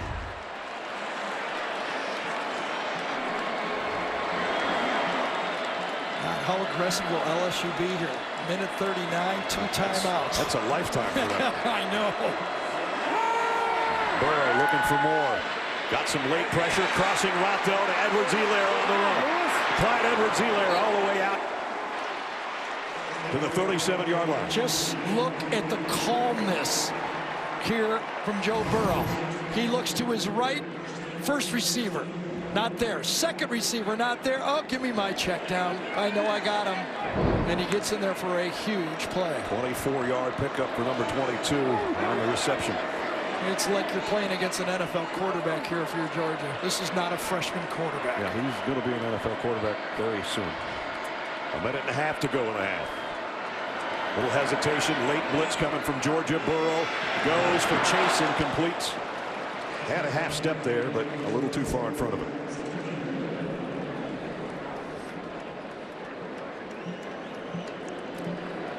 Jake still limping. You can see it, the left ankle. Every time he steps, you can see that little gait he has, a little tilt every time. You saw the graphic. First interception since that South Carolina game, a long string. You can see seen right here is covering 22 all over the field. Safety on a running back, not a linebacker. 2nd and 10. Burrow steps up in the pocket. Now he's going to take off with it. Burrow's going to get a first down and then some. Man, look at him run away. Those are fast 4- and 5-star safeties and DBs. He looks every bit as comfortable, as fast as the guys that are chasing him. This time, Lewis C, number 16, tries to catch him, can't catch him. 17 yards on the run by Burrow. Devontae Wyatt is the Georgia player down. And again, they're stretching that leg out much like they did earlier. To Michael Barnett, right? Yeah. Yes, 94, 95. That's just amazing to watch Joe Burrow, you know, kind of break the mold of what a quarterback looks like. I mean, he's got the whole package. Tremendous leader, toughness. He brought toughness to this LSU team. Remember that Fiesta Bowl when he got hit against Central Florida? Yep. He won the team over with that one. He said to us, what was I supposed to do? Just lay there and not come back and play? And his skill set, I mean, he's having a bad today, 15 for 20. He has 4 first downs today, 3 on the ground and 1 as a receiver. Remember, he threw a pass, it got batted back to him, and he picked up that. And another one right there, 17-yard rumble. And when he runs, he's running against, I think, the fastest defense in the SEC. And Devontae Wyatt is not going to be fast going to the sideline, whether it was a hamstring or a cramp. We don't know exactly, but that first play when Burrow calmly waited for his 3rd check down and he got the ball to Edwards-Helaire really sparked this drive right here. 189 through the air, 2 touchdowns. Yeah, and so far it's only taken him 24 seconds to get this far. Yep. 41 yards in 24 seconds. And a first down at the Georgia 46. Edwards-Helaire will come out of the backfield as a receiver up to the top of your screen.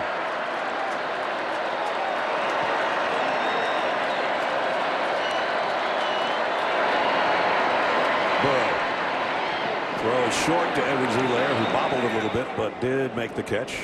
Short gain. Burrow wants a timeout with a little over a minute left in the half. That'll be the 2nd LSU timeout. You know, that's the difference of the rules in the college. In the NFL, you might save your time out there, but since any first down is going to stop the clock, they're not quite as valuable as they are in the NFL. It's that first drive starter here. That's what you need, a drive starter. And this time he just calmly surveys the field. Looks to his right. He knows his check down is right here, and he gets inside seam, and then he knows his 3rd choice is a potential big play. That's always a good choice. Yes, it is. You know, that's that Alvin Kamara factor that Joe Brady was with the New Orleans Saints. He had Kamara, and that's what Edwards-Helaire brings to this offense. But number 9 right there just looks like he's in total control. Yep. Edwards-Helaire, they've held him in check as a running back. He's only got 12 yards rushing, but he's got 5 catches.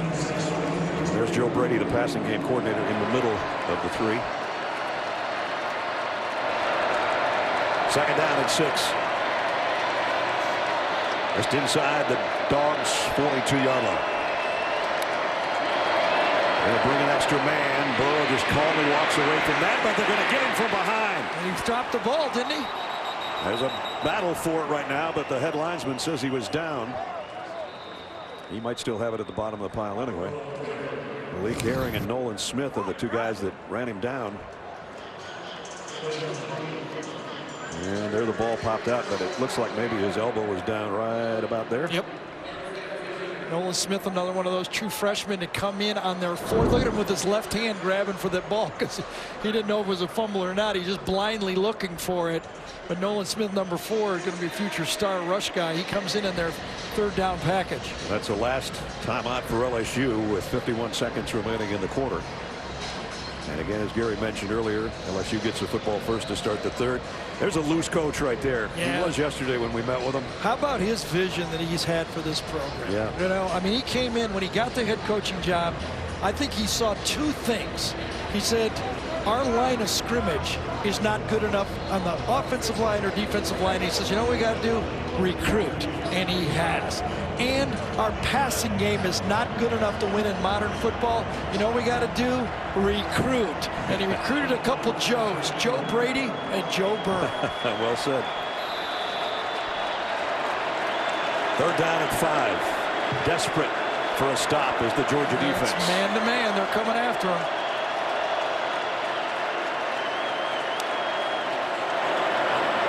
Burrow calmly throws to Chase on the slant, and he's still running to the 30-yard line. And that's why the timeouts are used wisely, because a first down stops the clock. Plenty of time.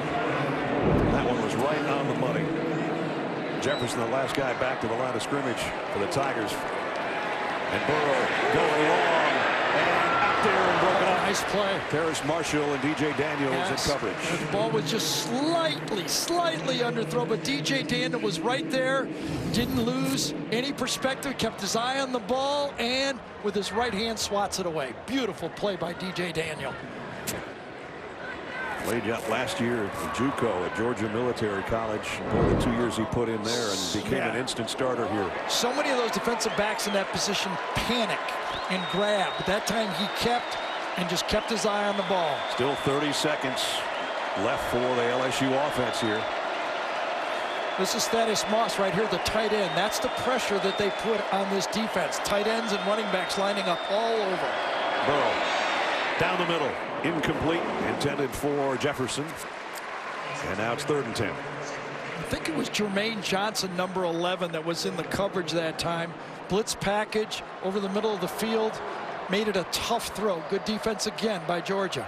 Boy, if the #1 defense in the conference and the #2 defense in the country has ever come up with a 3rd down stop, Georgia would love one right here. Well, those last 2 plays by this defense were huge. Burrow has not been sacked today. Right now, Georgia would just like an incompletion or something short of a Tiger first down. 3rd and 10.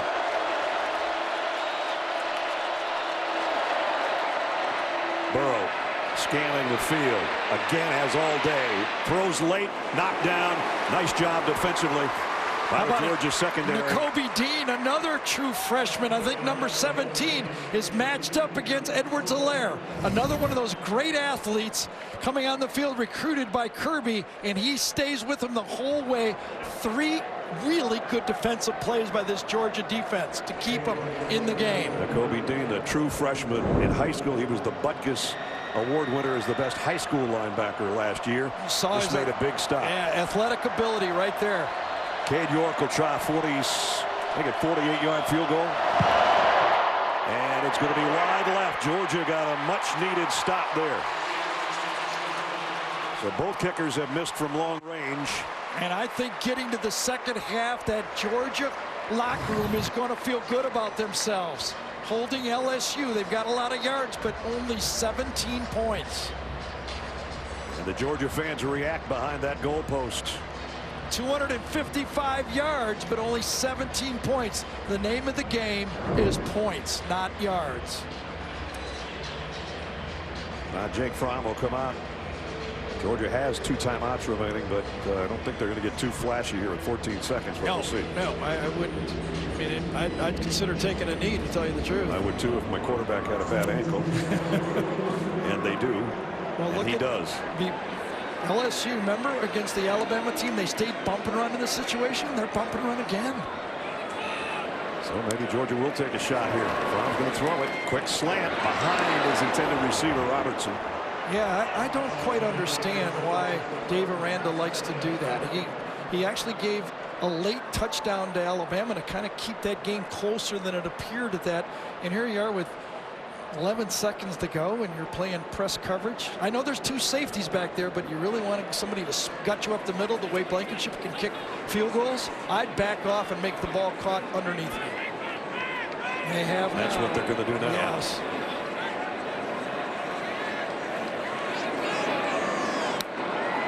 See where Fromm can get a completion underneath, if he can get a pass away. And now he's over the line of scrimmage, I think. Completes it. The Georgia fans are going to get excited, but I think this thing's coming back. Landers goes out of bounds. Now remember, his whole body has to be past the line of scrimmage. That means even his back foot has to be behind the scrimmage, and the clock's run out anyway. Maybe. We've seen this before, though. Right? Don't give me another second this week, okay? Let's see. Yes, if the blue line is correct, and we assume it is, he was clearly across the line. His whole body is across that line. Unfortunately for Jake, he doesn't get to see that blue line. Only you do at home. Illegal forward pass. Offense, number 11. That penalty includes a loss of down by Rule. The half is over. Jake looks up at the giant halo video boards to make sure he was over the line, and he'll trot into the locker room trailing by 2 touchdowns, courtesy of Joe Burrow and company. 17-3. Number 2 leading number 4 at halftime. Jamie's with Kirby Smart. Coach, you have injuries piling up and your quarterback is hobbled. Where do you find the spark offensively? Well, we got to get some guys in the open space. Got to find a way to get some of those guys the ball. You know, Dom's down, Kieris is down. Got a couple other guys banged up. But these kids are fighters. They'll come out and fight. Thanks, Coach. Yep. 17 points in the half. They haven't given up more than 20 all year long for an entire game, and that was their only loss to South Carolina. End of the half, LSU 17, Georgia 3. We'll be back with the Dr. Pepper tuition giveaway after this message from your local station.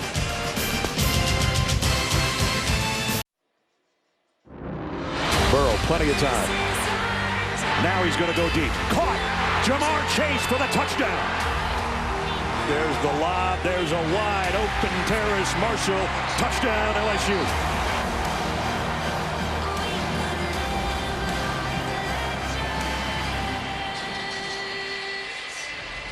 Back in Atlanta for the SEC Championship on CBS, presented by Dr. Pepper. Nightfall here in Atlanta, and the season might fall for Georgia as they trail 17-3. We welcome you back, everybody. Brad Nessler, Gary Danielson. Georgia's been playing football for about 125 years. They have lived by the run, Gary, and they got 21 yards in the first half. Yeah, and it's not like LSU has any many running yards except for Joe Burrow, Right. but they don't need it as much as Georgia does in this game. Also, Georgia, no big plays. They had some opportunities. They either didn't catch it or missed some throws. Well, they're going to get a guy back that maybe can get him a big play. We'll have to wait and see. George Pickens, the freshman wide receiver who's the #2 choice other than Lawrence Cager for Jake Fromm all season long, is back in after being suspended for the first half due to the fighting and the penalty and being ejected in the Georgia Tech game. I'll tell you this. If Georgia gets back into the football game, go back to those last 3 plays that finished the half the way they defended LSU. Kept them in the game. LSU gets the ball to start the third quarter. The kick. They hit the end zone, and LSU will come out to the 25. Here's what Gary was talking about. Yeah, that Joe Burrow had him down there. They just got a first down. No timeouts left. But look at this first throw is there, defended by DJ Daniel right to the outside. Then over the middle, defended perfectly. No space to throw. And then the true freshman does the job. And Kobe Dean, 3 great individual plays by this Georgia defense. And on the opening kickoff, that is basically just a touchback. I think it's Walter Grant, the outside linebacker, down on the special teams. You don't see an injury very often when the ball is sailing out of the back of the end zone and there's no return on. Yeah, going down though, you know, you don't know it's going to not be returned, but you see if we can find him here.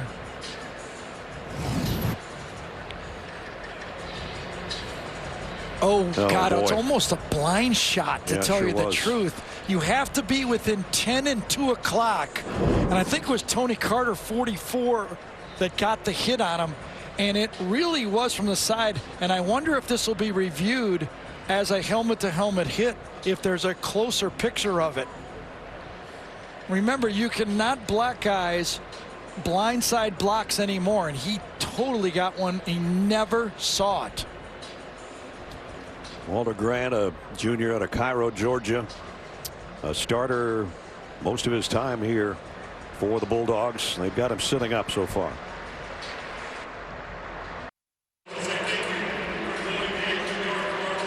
Walter Grant heading to the locker room on that opening kickoff of the third quarter, as you're going to get another look at Torrey Carter coming down. Yeah, first look at it from this side, and you see Grant sees it at the last second. But if you take a closer look, is this not targeting? I think that's where that's they're what looking have to at. review. It's being reviewed. It was targeting on the play, personal foul, targeting. Yep. This team number 44. The penalty is half the distance. The ball will be placed at the 12.5. Number 44 is qualified. Gene Steratore is our rules official. Along with us, Gene. I think pretty obvious, wasn't it?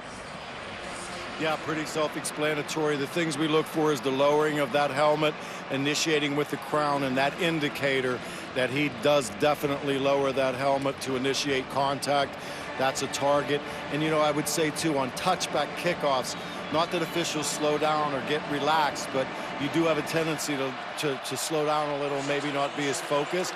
And a play like that coming out of nowhere, it's a good ruling by replay. So Torrey Carter, who's actually a Georgia native from Valdosta's day is done. ejected from the game. He has not played on offensive snap, but he is important on special teams. Burrow, quick throw out to Moss. And Moss got it out near the 20. That's been a quiet Thaddeus Moss in this game. I thought with the success that Cole Kmet from Notre Dame and Kyle Pitts had at that tight end position, we might see a little bit more of Moss, but very quiet in this football game, number 81. Only a couple catches for 12 yards. Got 6 there, 2nd down and 4. Edwards-Helaire. That's good defense. That's good defense. Only a yard as we check in with Jamie. Ed Orgeron called Georgia a dangerous team, which is why he felt like they needed to execute offensively on this first drive. How about this? He made sure every LSU player ran out of the tunnel to start the second half because he told me he did not think they had enough bounce in their step in the locker room. Burrow on 3rd down, completes it. 1st down throw out to Justin Jefferson. Well, Devon Wilson gets her a half step late, but this ball was going to that player all the way. Nobody else was eligible, and that was going to Justin Jefferson. Very similar to the other 3rd down conversion, only this time Georgia had 11 guys on the field. So in a perfect scenario after that penalty, Georgia hoping to keep LSU pinned back and maybe get a 3 and out. They don't. 1st down for the Tigers. Edwards-Helaire. Tough 2. First half trends in the game. Well, this guy's been trending upward all year long. Joe Burrow, also the leading rusher in the game, by the way. Jake Fromm, 50% of his passes so far. And his first interception since South Carolina. And DeAndre Swift was really a non-factor. And I think it's Tyreek Stevenson, number 7, out on the field right there. And he's been a big-time player for him in the 2nd half of this season. Yeah, another one of the true freshman recruits that have, as Ness just mentioned, he's gotten better and better. Very physical football player. Right side of your screen, you see it. And see the slipping again. The players are slipping on this turf.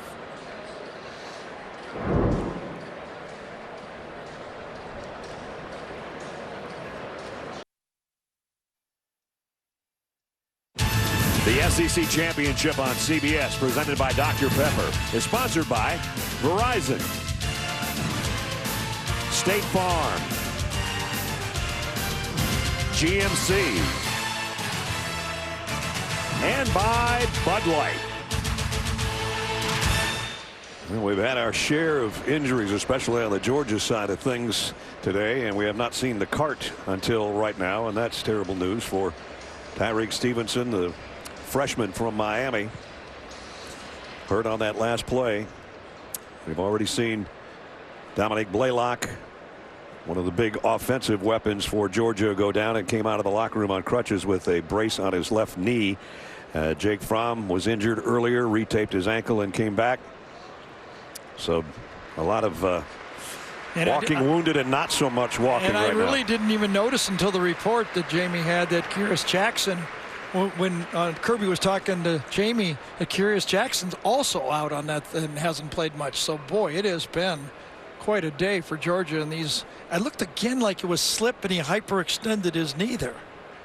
Obviously in a lot of pain. Yep. Man. And that pretty much tells the whole story. The Georgia fans obviously concerned for one of their up-and-coming stars on defense.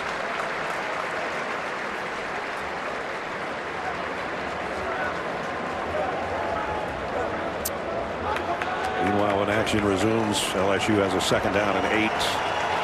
And it's on 25. And there's Dominique Blaylock, as you see, with a brace on his left knee. Sitting next to Lawrence Cager at the same time. Yeah. Surgery on the ankle. Like a mash unit over there. Yes, in practice he hurt that ankle. Back to the action. Early 3rd quarter. 2nd down and 8 for the Tigers, who lead by 2 touchdowns. Edwards-Helaire comes out as a wide out to the bottom. And number 16, Lewis Cine, goes right with him. That's been the matchup all game. Kirby said, "You'll see," and we've seen who it is. Georgia hasn't trailed by this much all year. Joe Burrow just calmly looking for more. Maybe not so calm now, trying to run away, and again he does. And uses the legs to get a 1st down. The leading rusher in the game is the quarterback for the Tigers. Well, I'll tell you, leading rusher in the game, and you said it right, and he's been their rushing attack. Gets pressure, but he's going to run away from Wyatt. No way he can get there, and he gets to the corner, and that's been the game. This Georgia defensive rush, defense against the running game, has still worked. It's been number 9. This time he throws to his safety valve. Edwards-Helaire, first guy missed. Ronnie Rice trying to stay with him, and number 22 drags him out close to another first down.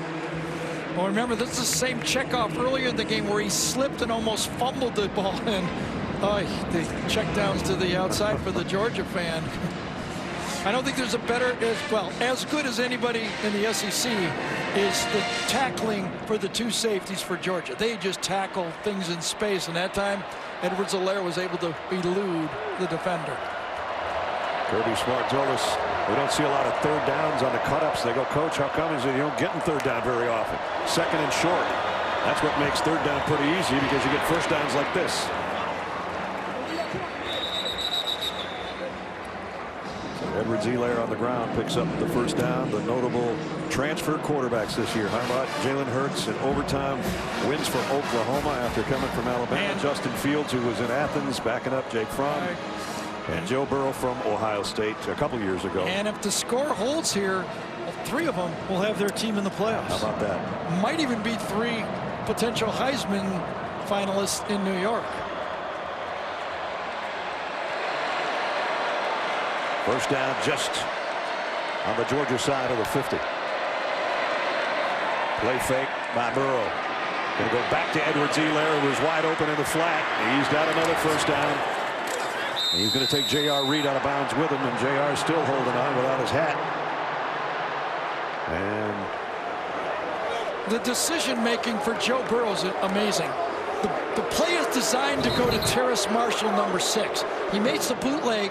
He's trying to get the wheel route, but it is covered. So he turns around and makes the throw to the opposite. He saves plays. And there at the end, it was actually Edwards-Helaire that threw the helmet off. He's lucky he got away with it. And then they had to separate everybody. The coaches for Georgia got in. And that was a good job by J.R. Reed, not overreacting and get one of those, the second guy penalties, right? We've seen that so often. Just line up and play defense. Great job by J.R. Reed right there. Most of that 71 yards rushing for LSU is their quarterback. Another first down at the Georgia 34. 52 of the 71 yards by the quarterback. Burrow throws. Justin Jefferson puts a move on, puts 2 moves on, and spins out for 9 more. Well, that name in LSU football, brother Jordan, Ricky, the defensive back, and now Justin. He has great hands. He's such a tough matchup. He's so quick when he gets the ball. We talk so much about Jamar Chase, but he's actually their leading receiver as far as number of catches. And remember, let's get an update with Jamie. A couple of updates injury-wise. Tyreek Stevenson did not look good on that cart, guys. He had to be carried into the locker room screaming in pain, but the team is telling me it's cramps for him. Well, that's better news than it could have been. And now a first down run for Edwards-Helaire. It is. And that's this LSU offense controlling the clock, controlling the board. Ball 11 plays, taking time off the clock. It's going to approach over a 5-minute drive here. And pressure back on this Georgia defense to get a stop. Burrow loads and fires, got it complete. Marshall to the 10.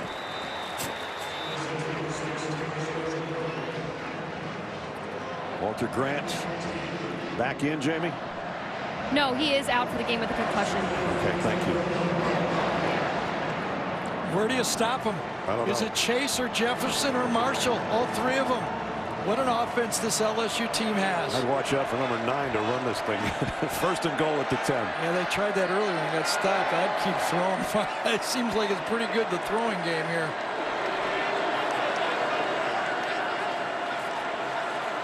Edwards-Helaire now trots back in, lines up in tight on the slot. Burrow throws behind his intended receiver. It's intercepted. No, dropped. And a flag down. It might be pass interference on the play. I think it's Eric Stokes got there just a little bit early on the slant pass right here inside on the tight end. Good matchup, but kind of plays through Moss on the play. And he wouldn't have had to have done that because I don't think he was going to catch that ball. It was too far behind him. Well, that's a tough matchup, throwing to your tight end against a corner. Pass interference. Defense, number 20. The ball we placed at the spot of the foul. Automatic first down. Yeah, I think it was number 27. He just missed the number. Again, you're just trying to throw it to a big body here and force number 27, Stokes, to go through. So it's first and goal. And now can they hold him to a field goal here? Remember, they held LSU last year to 5 field goals, 4 of them inside the 20-yard line. Can they do it again? At the 3-yard line. Georgia needs a stand here.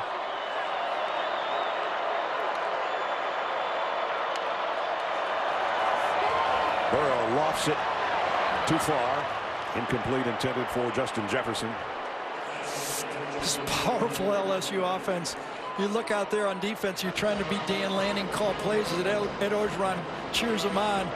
Which one of the 5 guys is going to get the ball, right? I mean, you have no idea every snap is going to get it, or as you said a second ago, Ness, it could be the quarterback just keeping it. Now they've got 2,000-yard receivers, a 1,000-yard rusher, and a 4,000-yard passer. It's never happened before. And it's second down and goal. 14th play of the drive upcoming.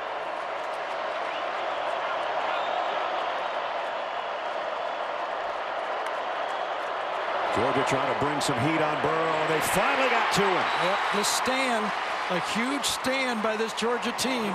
And look how fast Georgia substitutes. They get their substituted defense out there in an instant. Inside, boy, big Jordan Davis that time. Yeah, he can collapse the pocket a little bit. Can he? 6'6", 330-pounder, and he is a star in the making, just a sophomore. The discipline of Georgia switching their substituted defense, knowing that it could be fast. First sack of the day of Joe Burrow. And Burrow all by his lonesome now on 3rd and goal from the 10. They got the tight end on wide on one side and the running back wide on the top. The receivers are inside. Burrow flushed a little bit to the right again, throws on the run and low and incomplete, intended for Edwards-Helaire. I'll tell you, the last 2 stops by this Georgia defense at the end of the half and right here has kept it a ball game. So that'll bring out the field goal unit.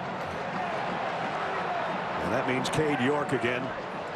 York has hit one but missed one from 48 late in the second quarter. You could tell by the play calls, Georgia defense, rush defense, that LSU does not believe they can run the ball. You could tell by every call they made. 28-yard field goal attempt by Cade York, the freshman. And this one's up and good. So tack on 3 more, but Georgia got at least the stop they needed to stay within 17, if that sounds good.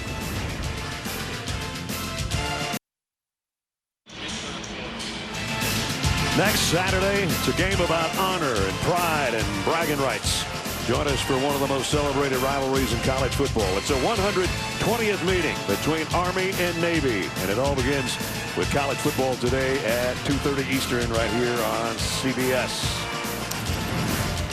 Here in Atlanta, the SEC championship at Mercedes-Benz Stadium, and LSU has padded their lead 20-3. A 77-yard drive in 16 plays. Yep. They used the entirety of what is this 3rd quarter so far and got a 28-yard field goal from Cade York. And now their kickoff man, Avery Atkins, has got it teed up.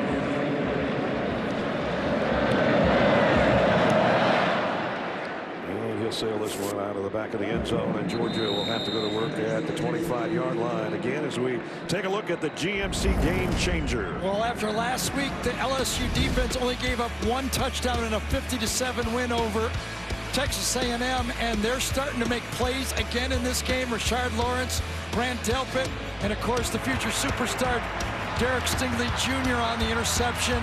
The defense only 7 points last week and still only giving up 3 points in this game. As much as the offense has been doing well, look at what their defense is pitching. Future superstar. Look who's the tough grader now. He's got 5 interceptions on the year. Right. We're even. First down.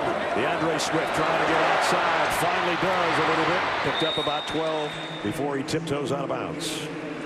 Well, the question was, could DeAndre Swift and the running game help out Jake Fromm? That's a good start. One play in for Swift, and right back out, and Harriet in. And number 1's on the field, George Pickens. Yep. Lined up on the right side. Again, he missed the first half after being ejected from the Georgia Tech game last week. Had to sit out the first half of this one. See if he's going to be a factor here in the third quarter. Jake Fromm in trouble. Jake's going to run, and Jake's going to get the first down. So back-to-back runs, one by Swift, one by the quarterback. And even if you have a sprained ankle, if you can make those 8, 10, 12-yard runs when it's wide open, when you have man-to-man coverage behind you, and you can make them pay for that man coverage because nobody's watching when they're covering their guys. Jake got 14 on the scramble into LSU territory. Got back to the air, and he tried to get it to Pickens, and Pickens couldn't hold on. And that's communication. That's the communication that Jake has been struggling with all year. So in sync. Now listen, one more step and the slip by Pickens. See him slip again. We've seen that throughout the game. Perfect throw. Could have been complete, but you know, when you're not in sync, and George Pickens, that little slip cost him the completion. James Cook checks into the Georgia backfield. On 2nd and 10 at the 48. That is Pickens in motion. Late blitz coming from, got rid of it, got it to Cook out in the flat. James Cook. I think he's got the first down. They needed him and DeAndre Swift to be receivers out of the backfield because of the shortage of wideouts. Yeah, I tell you that the confidence that Kirby Smart has in Jake Fromm, he exudes it when you talk to him, and let's see if Jake can pay it off for the coach. Fromm throws out the flat here, and Pickens is looking for a flag from Christian Fulton, doesn't get it. So number 1 guarding number 1. The bottom of the play, Fulton, number 1. Boy, it's getting physical out there. Remember, Kirby said, let's see if we can get our hands on them. LSU's doing the same thing, getting their hands on the Georgia receivers. I had my eyes to the other matchup, Simmons against Stingley. Look, more of the same. Look at that.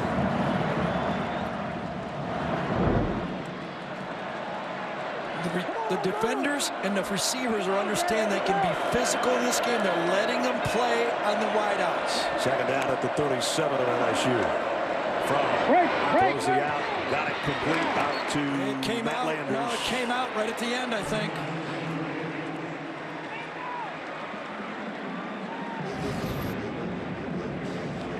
Stingley's on coverage. He had it, but watch Stingley get his hands on it. Landers had a shot, couldn't come up with it. You got to make that catch. You got to help the quarterback. Absolutely. I think maybe he didn't get Stingley his hands on it. That's just a drop ball. 3rd down and 10. Not the kind of 3rd down Georgia was hoping for on this drive that started off pretty briskly on a run by Swift and one by Fromm. And now they face 3rd and long. Harriet trying to get wide. Not going to be able to. Chason got out there and forced it, and then only about a 2-yard pickup. Let's see if Georgia goes fast. It would be about a 54-yard field goal from here. On 4th down, do they go for it? The offense is out there. Remember last time when they missed from long distance, it cost them a short field. What will they decide now? They're 2 out of 6 on 4th down conversions this year. I think the score has something to do with it here. 17-point game. Absolutely.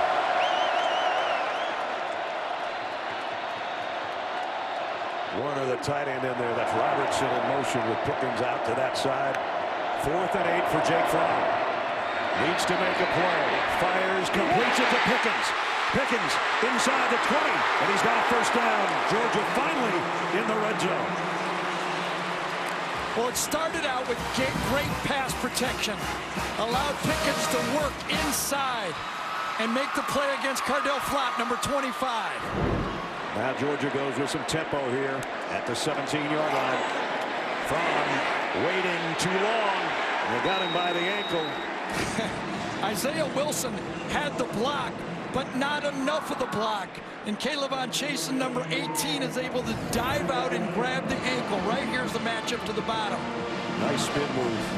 And he crawls for the sack at the end of the play. What great effort. Caleb on his 5th sack of the year with that one, and it forces Georgia into being behind the chains again. 2nd down and 17. Look at this formation. Double, triple stack. Hale is going to be Wildcat. James Cook and Zamir White, but it's going to be Cook. I thought he was going to flip it to front, but he didn't. Takes it himself to the 20, inside the 20 to the 19. I wonder if we're going to see that later, because it surely did seem like he was in a position to do that. Fromm comes behind. It was like, is he going to get it? No. 3 LSU defenders played safe on the play, though, and stayed with Fromm. So now 3rd down and 12. Just inside the LSU 20. And do you call plays thinking about 4-down territory here, or do you think one good shot and make it a 14-point game? It'd have to be really close for me. Otherwise, I'm kicking the field goal.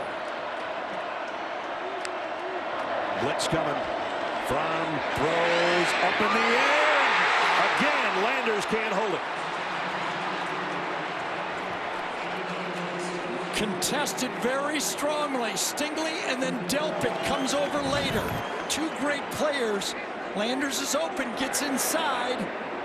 Perfect throw. Oh, great job by Derek Stingley. Sure was. Come on, that's hard. It's hard to play man-to-man all over the field. Don't know where he's going, and he was right there on the play. So Rodrigo Blankenship, who's 1 for 2 today, will try a 37-yarder here.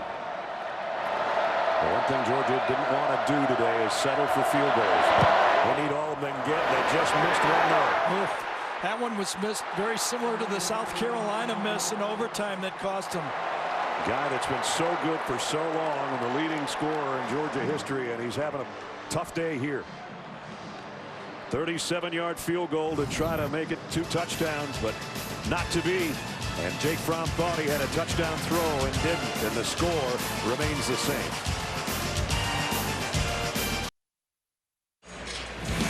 Well, Joe Burrow, as he did a year ago against Georgia, doing it with his legs. He had 66 yards and a couple of touchdowns last year. He has almost outrushed the Georgia team today with 45 yards on the ground on 9 carries. So it doesn't matter if it's throwing the ball or running with it. And in this case, we show you the athleticism of number 9. He's been special again. There you go. There's the rushing yardage. Yeah, and last year, even though he rushed for those yards, he really had 89 yards of rushing in the game, but he had sacks for 23. So Fromm's on that bench saying, hang in there, it's still a game. So in the entirety of the South Carolina double overtime loss, which they gave the Gamecocks 20 points in their only loss of the season, LSU's got 20 right now, and we still got almost 20 minutes left to play. Here comes a blitz on Burrow.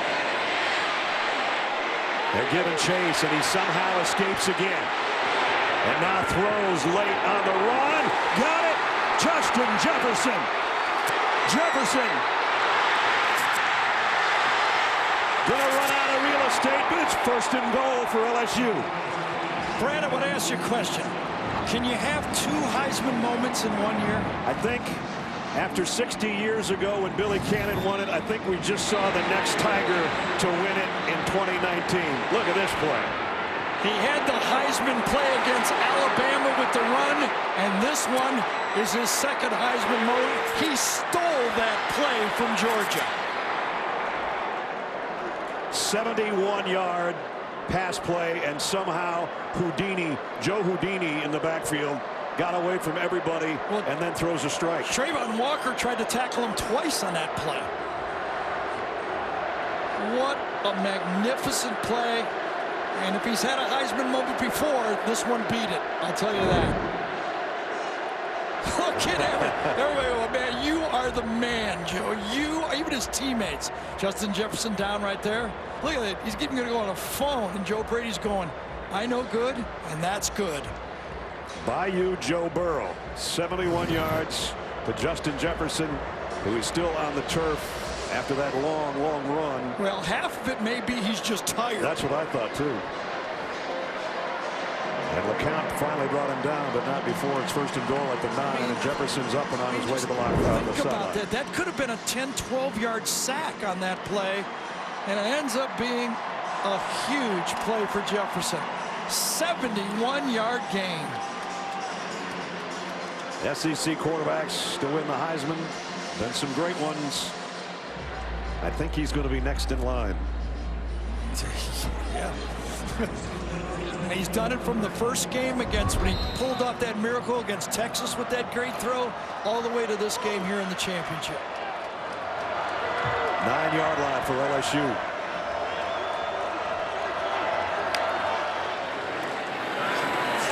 A handoff inside to Davis Price, and he got back to the line of scrimmage. That's about it. So right now, Joe Burrow's at 330 yards through the air and 2 touchdowns, 45 yards on the ground. Again, the difference here from a touchdown to a field goal.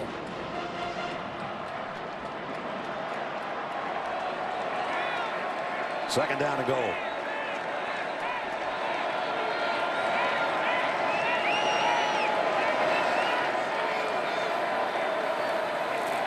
Take all of the clock. Burrow on a crossing route. Got Dillon. He's down to the 4. Derek Dillon. A little bit behind that time. If it would have been right on him, I think Dillon could have turned up and possibly taken a shot for the goal line. But he had to adjust to the ball. Jefferson coming in. Dillon goes out. Jefferson says, I'm okay. I got my win back. 3rd down and goal.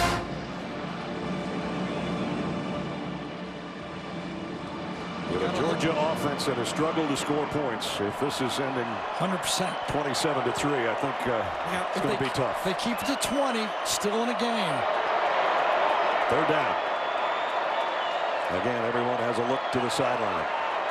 Joe Burrow refocuses and a whistle. Coach Orgeron says, no, don't like the look. Take a timeout. 3rd down and goal coming up after this LSU timeout.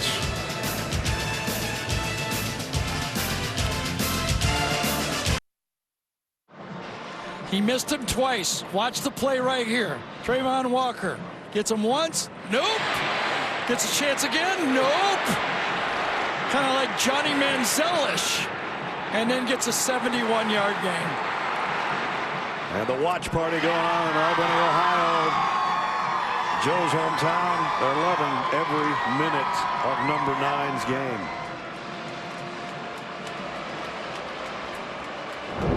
So at the 4-yard line, it's 3rd down and goal. Can they get one of these slots to the corner of the end zone? It's man-to-man coverage. You got a lot of space back here.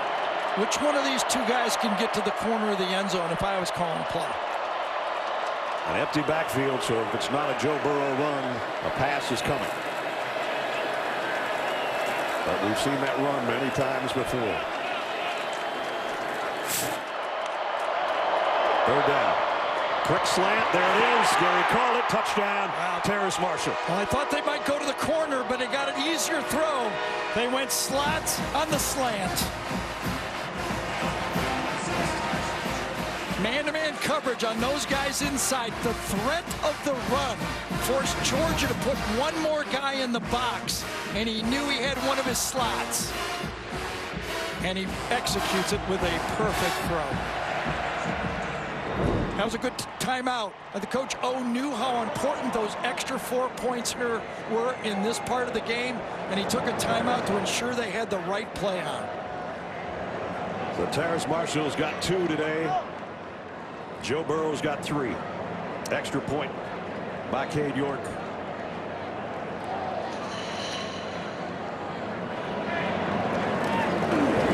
Up and good.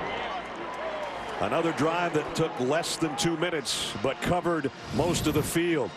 71 of it was on this magical play by Joe Burrow, who hooked up with Justin Jefferson for 71 yards to get it down to the 10. And then on a 4-yard slant, Terrace Marshall. LSU 27-3.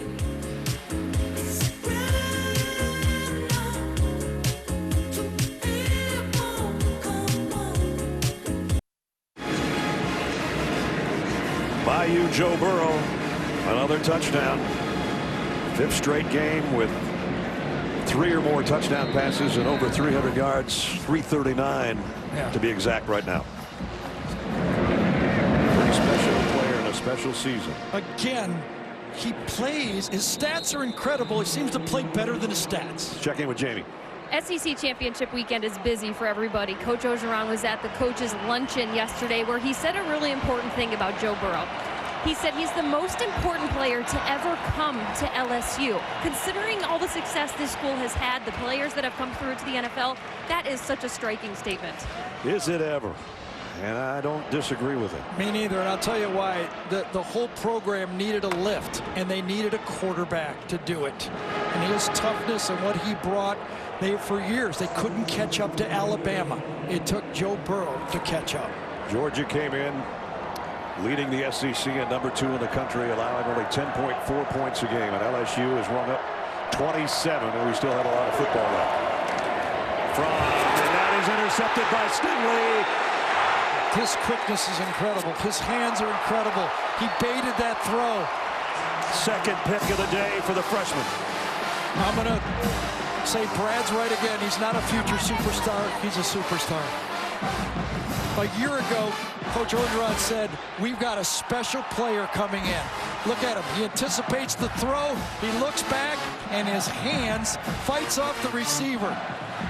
Squatting on the play, gambling on the play like all the good corners do. They have such faith in themselves that they want to make that big play. They squat.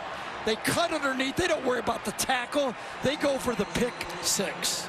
And that is his 6th pick of the year at the 13-yard line. And right now, LSU is playing for the number 1 seed. And they're looking like it to me. First of all, I don't see how you can keep him from having it. I don't either, exactly. Their resume is unbelievable. And I think this whole eyeball test has gone away. Everybody told us last night before the Utah game that the eyeball test said Utah was better. Let's just go with resumes. Nobody knows exactly who the best team is. This LSU team might not beat Ohio State, but they deserve the number 1 seed in my mind. From the 9-yard line, they can get a first down at the 3. Gotta finish it. Gotta finish it.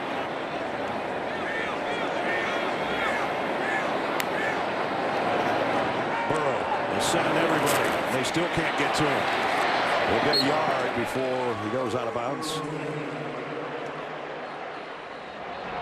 That Stingley interception is 2nd of the game, and you saw his hands.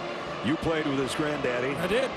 And I think I had a part of this because I see so many bad passes to him that he had to make those great catches, and it definitely was inherited down the line. And Ed Orgeron told us flat out he's a 2-way player starting next year. I promised his dad I'd leave him on defense for 1 season. That'll make him a potential Heisman player. Of course it will. 3rd down and 5. Again, bump and run right here. Nobody back there to help. All over the field. They're selling out. Burrow, the fade to the corner to Jefferson. Touchdown, LSU. Man-to-man coverage all over the field. Pick your side, pick your matchup, and you got it.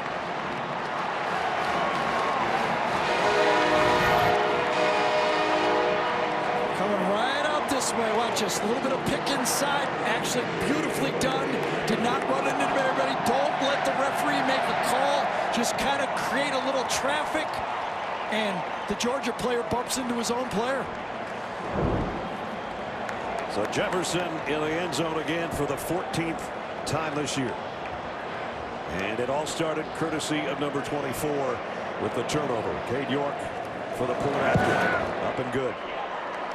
And with 45 seconds remaining in the 3rd quarter, number 2 LSU and number 9 Joe Burrow, as his mom Robin looks on, running away with the SEC championship game 34-3. Stingley with a pick, his 2nd of the day. A tough day for Jake Fromm. Another special day for Joe Burrow and his talented group of receivers. 34-3. What is that? That song? These schoolgirls kept singing it today. They said they couldn't stop.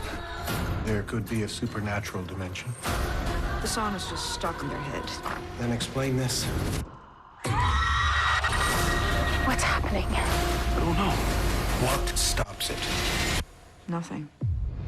The Evil Fall Finale, Thursday, 10/9 Central on CBS.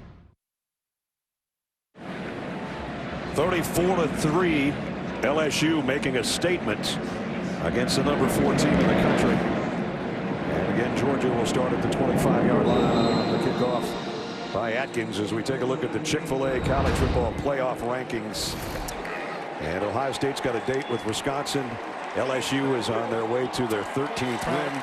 Clemson's got Virginia. Georgia trying to hang in there, and they got a long way to come back. And here's my argument. I don't know if LSU is better than Ohio State, or Ohio State's better than Clemson, or Clemson's better than LSU. But this resume that LSU has put together this year, to me, and I don't think anybody in the committee knows either for sure who the better team is. Their top 10 wins and the way they're playing this year, to me, I don't see how they cannot have the number 1 seed. Second time they've started a 12-0 season in school history, and they're 15 minutes away from number 13. And LSU has put the Georgia fans leaving early. There's a lot of empty seats here already from the Georgia fans. Well, they were about 70-30, and now they're all dressed, disguised as red seats here at Mercedes-Benz Stadium, where the Falcons will play tomorrow. There'll be a lot of empty seats for that one too against the Carolina Panthers. And as good as this is, look at this. Everybody said, come on, Georgia, you cannot expect your defense to hold up, and the lack of scoring punch, eventually it just caved in.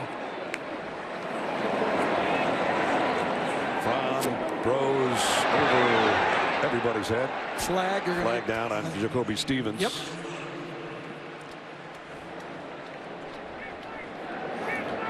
Right now, this Georgia team fighting just to fight, basically. Just fight and have pride.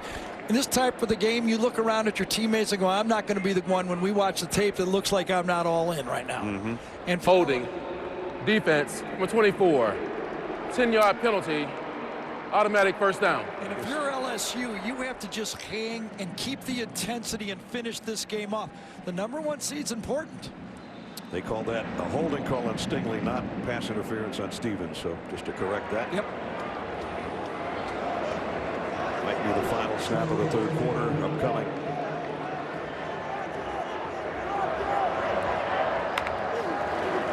Big Fromm pressure from the backside. He's hit by K'Lavon Chaisson, and the ball is out, but it's going to be an incomplete pass. Chaisson lines up on the left side sometimes, on the right side other times. This time he's to the top of the screen. Before we saw him coming from Fromm's right side. This time he comes from the left side, and what a play. That time he beat Andrew Thomas. Who's an All-American left tackle.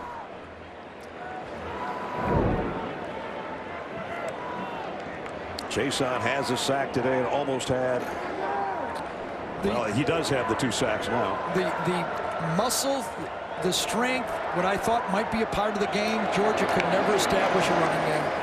James Cook on the final play of the 3rd quarter. They could never out-muscle this LSU defense. Tyler Sheldon and Rashad Lawrence make the stop. A couple of those big heavies on the defensive line, and the 4 fingers are up for LSU. They know they're 15 minutes away from an SEC championship. 34-3 at the end of 3. We'll return to Atlanta right after this message and a word from your local station.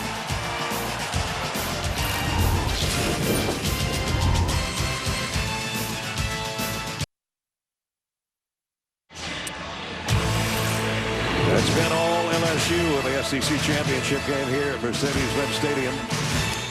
Commanding lead, the 4th quarter just about to start, 34-3, and Georgia faces a 3rd down and long to open up quarter number 4.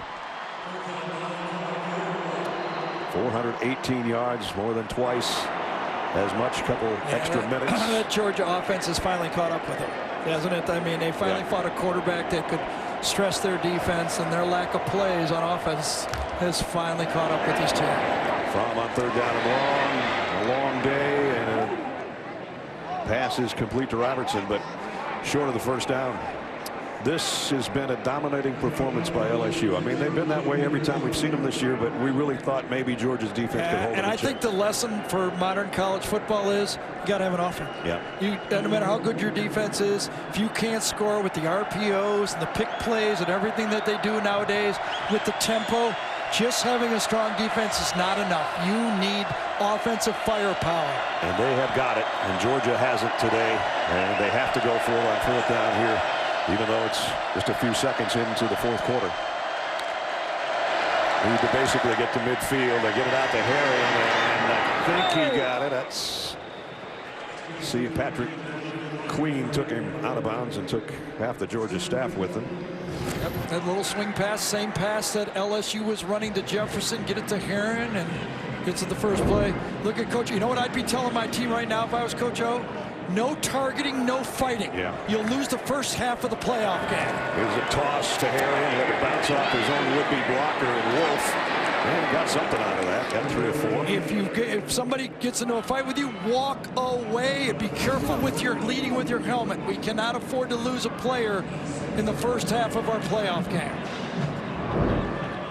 Just watching Logan and Rashad Lawrence and those guys on that defensive line, man, they are still going 100 miles an hour. Here's a slant to Pickens. And Pickens brought down by Phillips, but he's got it down inside the LSU 30. They could have used him in the first half. Yeah, it was a selfish play by him doing that in the Georgia Tech game with this championship coming up. Hurt his team. Badly hurt his team. They needed him. Apologized to the team earlier this week. Jake Fromm told us.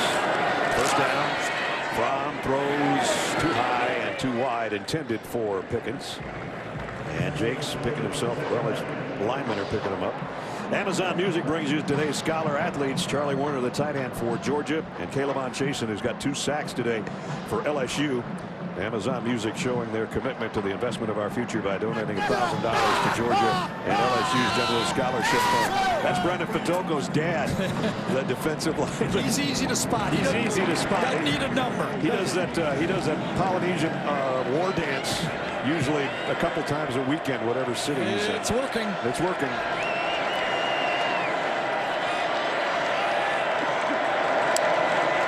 Second and 10. Fromm throws wide side in and out of the hands of Demetrius Robertson. Kerry Vincent was covering back there. It's 3rd down and long again. They actually play 3 safeties on the field. Kerry Vincent's kind of a hybrid. He's the closest to a cover safety they have. He's on the slot, does a great job right there. Really tough pitch and catch on the play. And again, the referees, the officials, all game, they've been consistent. They've been allowing everybody to get their hands on the player.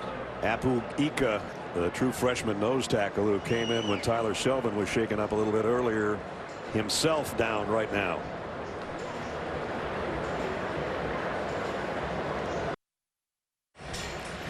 Now it's time for our ExxonMobil game recap.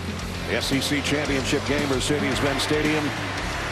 And it's been a dog day afternoon for Georgia. Dominic Blaylock out for the game early. Jake Fromm was out as well. Retaped his ankle, came back in, but he's had a struggling day against the likes of Derek Stingley and company, who's got 2 interceptions.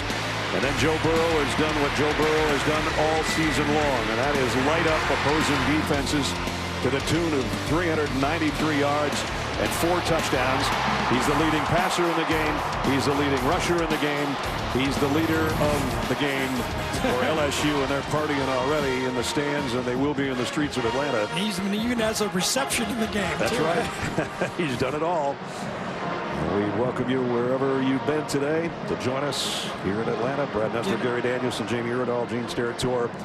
And you can't say it's a shocking situation because that's the way LSU has played all season long. But boy, if you're a Georgia Bulldog fan, you look like that. Just wonder that first pass of the game, Georgia needed the lead so bad in this game to play from in front. That first big potential play and the drop. Just wonder could it have been a different type of a path for the Georgia football team. When LSU's playing with the lead, they just keep attacking. Fromm on 3rd and 10. Bringing an extra rusher. Fromm down the middle, incomplete, intended for Pickens. And it's 4th down again. This is what Gary was talking about. The first snap, you wondered if Georgia were going to do what Georgia does, is run, run, run. Nope. Jake Fromm ripped this one, and Tyler Simmons should have had it. And that's just one of a couple just on that opening series that could have made a difference, or at least could have earlier. Another 4th down, 4th and 10. Fromm, back shoulder throw, what a catch by Pickens. And that just shows you some of the talent this kid has. Skill. It was actually offsides on LSU, so he had a free play on it. And Pickens, again, shows you his potential, why he was a 5-star. Offside. Defense, number 18. That penalty is declined. The result of the play, first down. And could a guy like this have made, there's the offside difference. It was Caleb Chase. Well, he wouldn't have hurt him, that's for sure. Look at the skills he has.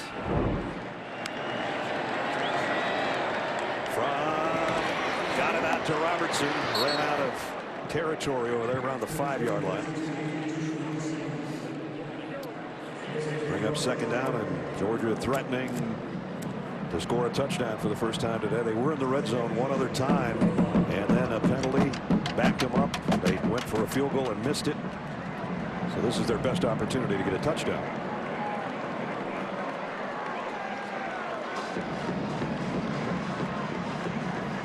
And taking a long time here to get set up.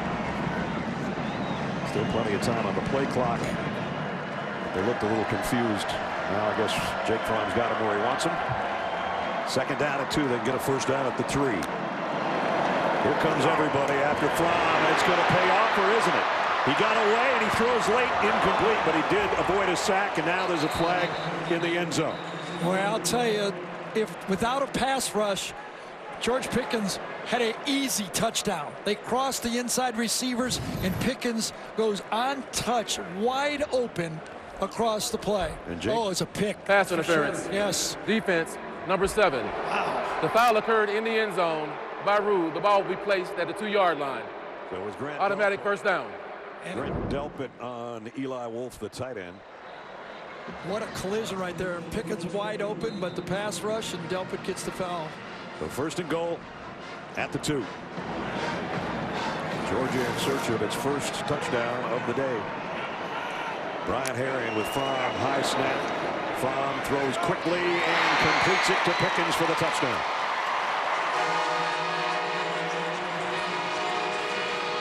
So they finally get a wide receiver in the end zone. It's their freshman from 2 yards out. Well, let's see if he learns a great lesson from this thing, the whole thing, and he's a great player next year, because you can see the skill he has. Look at that catch.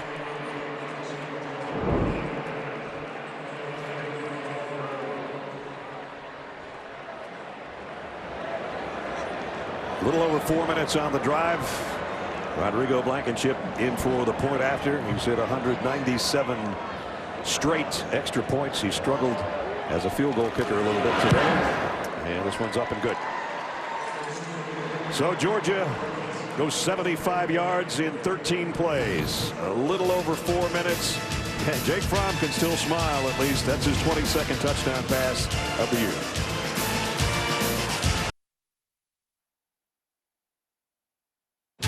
The SEC Championship on CBS, presented by Dr. Pepper, is sponsored by Richard Jewell, New York Life, Dr. Pepper, and by Wheels Up.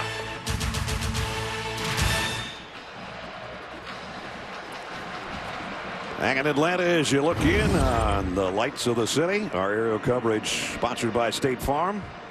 I still have not been on that Ferris wheel. No. My wife won't go with me. Good move. I don't want to go by myself. LSU and Coach Orgeron goes with their onside kick hands teams. They want to show Kirby that if you're going to try to sneak a possession here, you're going to do it against our hands team. We're not just going to line up on our regular kickoff return. And here they go with the hurry up, and it's a knuckleball that goes out of bounds, and that's the worst kind of kickoff. That was as good as LSU could get it. They didn't even get a chance for an onside kick, and LSU gets the ball in great field position. Let's check in with Jamie. Well, Heisman winners come out of the woodwork when you're at the SEC Championship. Kind of unusual to see Marcus Allen, though, at this game of USC. He connected with Ed Orgeron when he was coaching at Southern Cal, but they stayed connected, and Marcus actually spoke with the team, LSU, last week. He said, guys, good coaches make you do tough things to become the great players that you are. Look at my coach, John Robinson, when I was at USC. Ed Ogeron has now hired him. He still calls him every week to check in and ask him for life advice. Pretty cool connection between those three guys. John's a good one to ask advice for, I'll tell you that much. I'd listen to that speech, wouldn't you? Yeah, I would. First down for Joe Burrow and Clyde Edwards-Helaire, and Helaire breaking tackles. Monty Rice brought him down, but he got 9 yards. LA's newest Superior Court judge wants to fix a broken system, but what happens when the system pushes back? It's a new All Rise Monday at 9, 8 Central on CBS. Well, final score matters, and LSU finished this thing off. They're going to win the game, but they want to win it with a big win. 34-10 right now, with 11 minutes to go. Edwards-Helaire, look at the spin move. That's his move. Yeah, and he picks up first down with it. He scored that big touchdown against Alabama with that same move. Took the handoff and spun out of a tackle just like that. Never gets old watching that. Nope. No slipping there. Just spinning and sliding, and a first down. And using the clock now, running the ball, taking that play clock down under 8, 7, 5 seconds.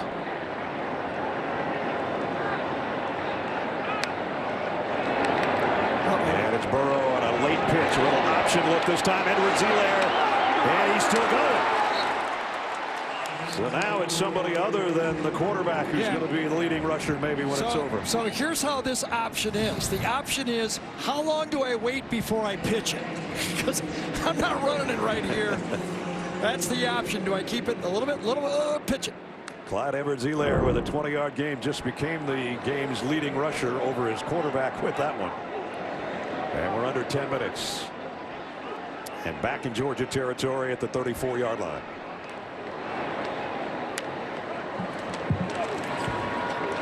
Edwards-Helaire, and again positive yardage. Looked like he was going to get stopped, and he got almost 5.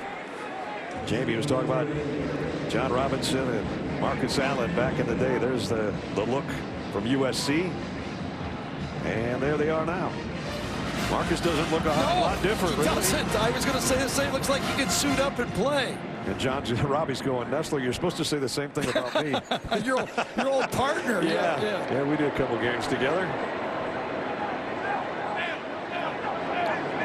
Second down and 5.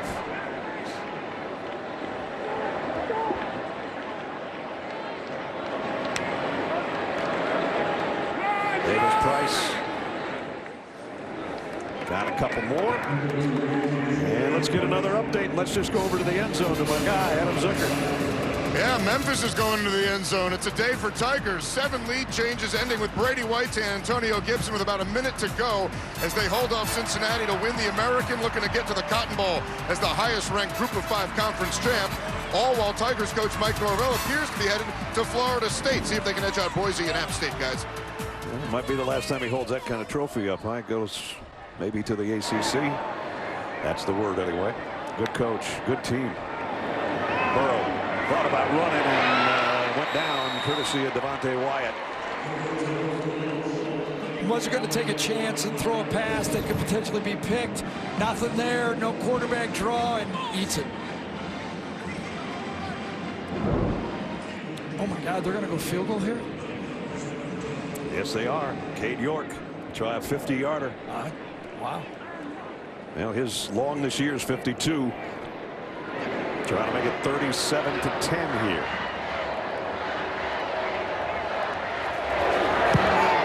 Kick out of the way. And it got in there somehow. Edo knows what he's doing. Cade York, who went 5 for 5 against Texas A&M last week and just went 50 yards on that one to add to the LSU lead. Well, everything seems to be working. Cade York, a freshman, says, yes, sir. 37-10.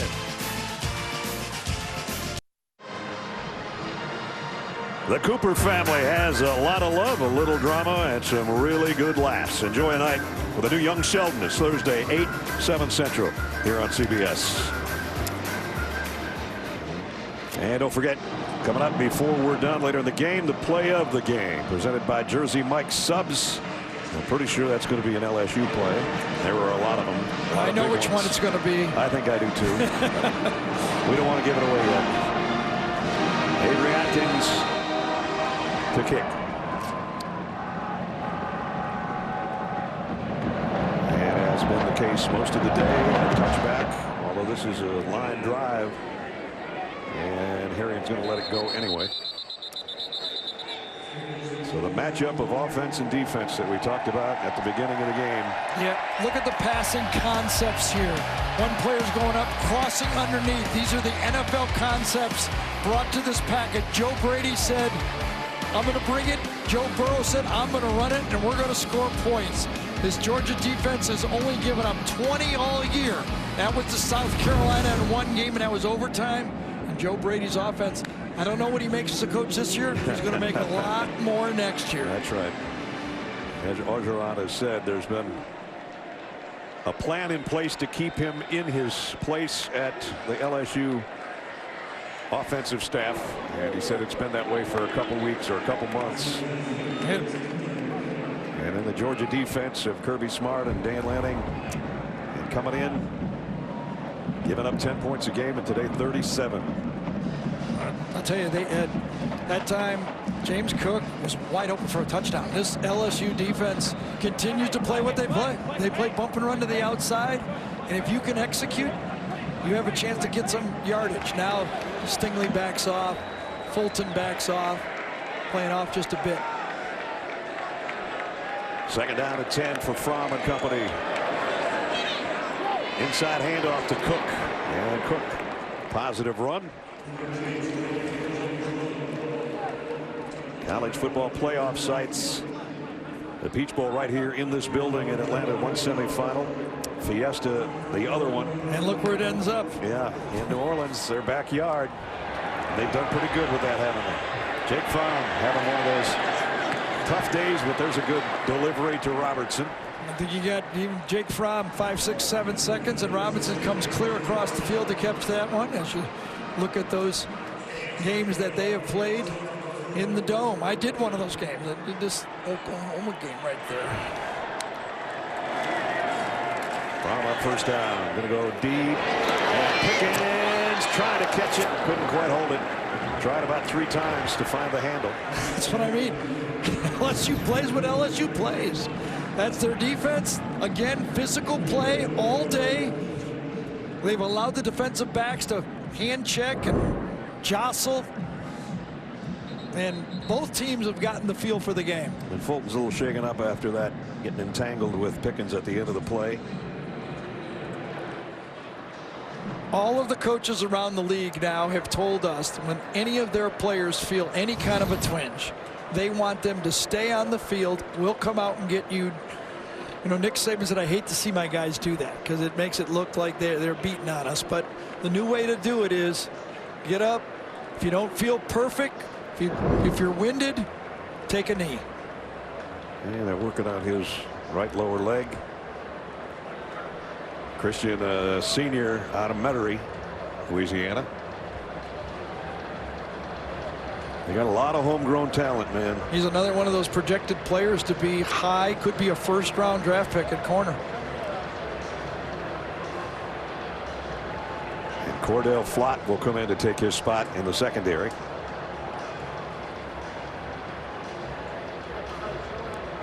So LSU all season long heard about how their defense wasn't top-notch. They weren't a complete team. The last 3 weeks, they've kind of shut everybody up, I think. They're playing pretty good defense now. Dave Aranda is the leader of that group, the defensive coordinator. Seems like once they got healthy, they got better. Yep. And they've gotten better inside, too. I'm really impressed with, you know, they have not lost the line of scrimmage. Ed Orgeron told us we can't lose inside, and they have not. There's been a lot of stalemates. It always hasn't been perfect, but the Georgia offensive line has not dominated in this game.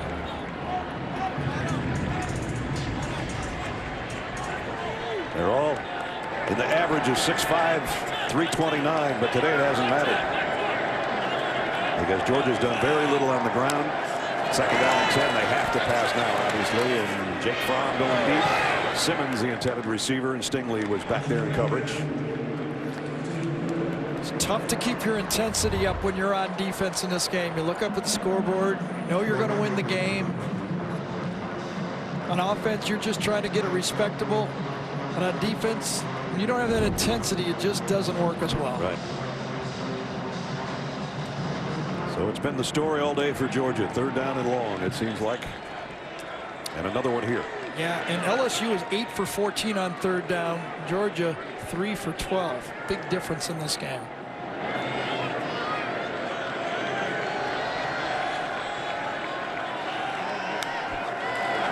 And there's still blitz in front. And down he goes. It paid off. Patrick Queen with a sack. He was originally blocked pretty well on this play, but he just kept going. His intensity comes right from the middle. Watch him right there. Gets blocked pretty good. Trey Hill gets him, keeps going, gets him again, and then spins back to make the sack.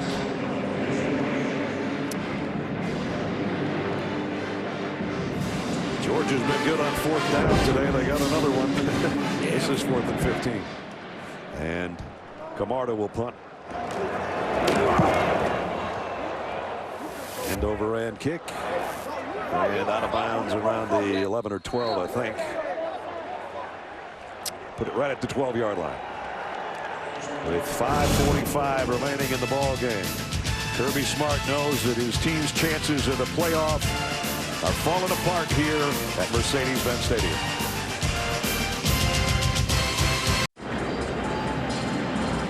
Well, another special day for number 9, Joe Burrow.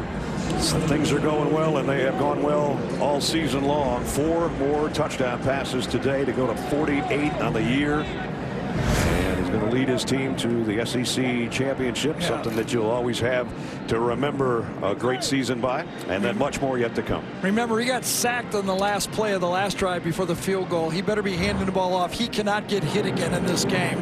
As Mom and Dad said. The kiss cam wasn't even on him. Yep, and I think that's a Heisman kiss right there. Imagine this story. A 3-star guy who had to beg his way almost to get a scholarship to Ohio State, his dream place. Nebraska and Ohio State is where he wanted to go, and he has to transfer to LSU, and he's going to win a Heisman. And he keeps it on the ground. And as Gary said, his dad Jimmy coached at Nebraska. Both his brothers played there, Dan and Jamie, and they're quite a bit older than Joe, and so he's the baby of the family. Yeah. So the whole family calls him Joey. I don't know what you want to call him, but he is no ordinary Joe. I'll say that much. Right. I mean, who wouldn't want to do this with the boy playing like that? Where are we going to put the trophy, honey? That's awesome. That is. Then a special run. How about when he said family. after his junior year, his dad's coaching at Ohio University, and he said, my only offer was Ohio University. He said it was like a pity offer. Yeah. You know, he said, I needed something better than that. Throw out to Justin Jefferson. And he got taken out by Campbell and Reed. Yeah, listen, that was an RPO, and he chose to throw that ball. I'd be like going, oh my, we just saw a disaster happen before. I'm just surprised he's just not handing the ball off. 3rd down and 1.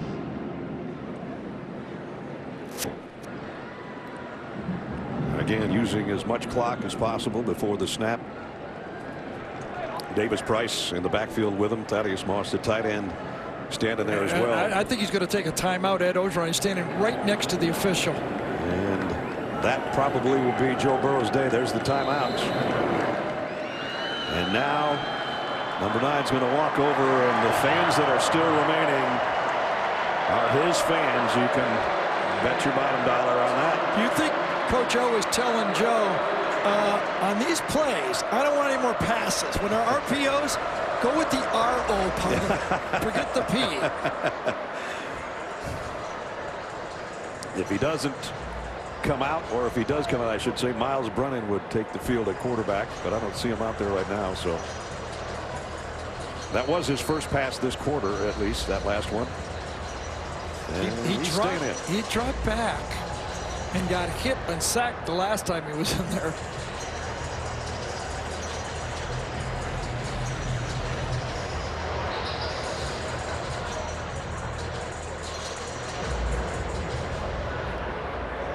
3rd down and 1.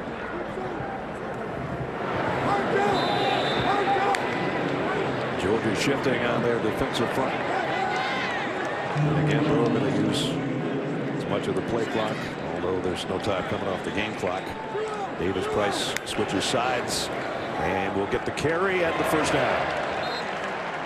Out to the 25. Let's see if we get a curtain call here for the quarterback while he's out there. We could trot off that. Here comes the curtain call. There it comes. Yep. What a season. What a game. What a man. He's been fun to be around. So's the whole family, actually. It's been a kind of a great ride for the whole family. His mom, his dad, his brothers, his girlfriend Olivia, the whole group. So Miles Brennan in at quarterback here in the final 3.5 minutes.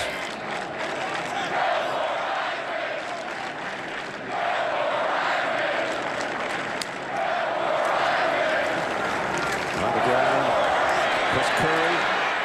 Curry getting a little action here late in the game. Well, LSU came in to the college football standings #2 behind Ohio State. If 37-10 over #4 isn't good enough, I don't know what is for them to move back to #1. I know. And it's important. Now, the #1 seed has never won the championship from that spot. But this year, considering the power of Ohio State and Clemson and LSU, not to play the other two. Now, I'm not saying anything bad against, let's say it's Oklahoma. But, man, I mean, if you're choosing who to play. Yeah, exactly. So the 1 seed, I think, is an important decision. Clemson, of course, the defending national champion, haven't lost him for, I don't know, ever, whatever their winning streak is, 27 or something. I don't think anybody really wants to play them, but you got to go through everybody if you're going to win a championship anyway. I mean, listen, for our old friend Barry Alvarez, he's probably yelling at us saying, hey, what if we beat Ohio State here? I know. So for our old friend, we'll say, well, they'll have to talk about it, right? Yes, exactly. Wisconsin versus Oklahoma.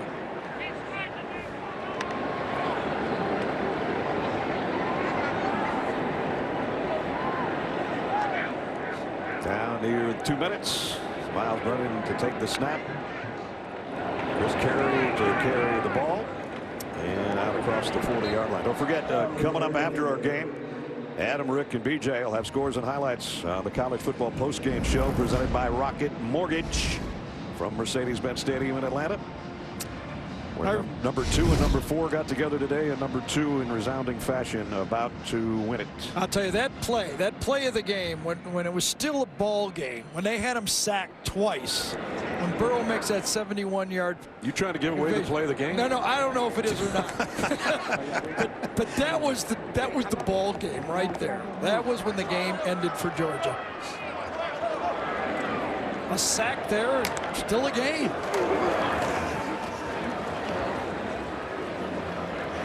Down under a minute to go. Georgia's not going to stop anything here, even with the timeouts. Hey, Kirby even punted on 4th down there with the score. And right now, really, LSU, if they wanted to, could just take a knee. Georgia's going to fall to 3-5 in SEC championship games. And they'll fall to 1-3 against LSU in those contests. Because LSU's got a better team, right? They do. Top to bottom, better team. And LSU is going to go to 5-1 in SEC conference championship games as Miles Brennan will do the honors with the victory kneel. And that will do it. West over East, and LSU is 13-0. Geron. How about that? 13-0. Coach O. Heck of a performance to win the SEC champions, the Tigers of LSU, here in 2019. And the Heisman Trophy will go to that man, I predict, and it won't even be close. Derek Stingley, a couple interceptions. Joe Burrow, a hug with Jake Fromm. 4 touchdown passes for Joe on the day, 48 on the year. And the streamers are purple and gold, much to the chagrin of the red and black Georgia backers. And there's 2 guys with a lot of respect for each other. And one had the kind of day to remember and one didn't. And Grant Delpit back and healthy and happy. And the LSU defense does its job as well today.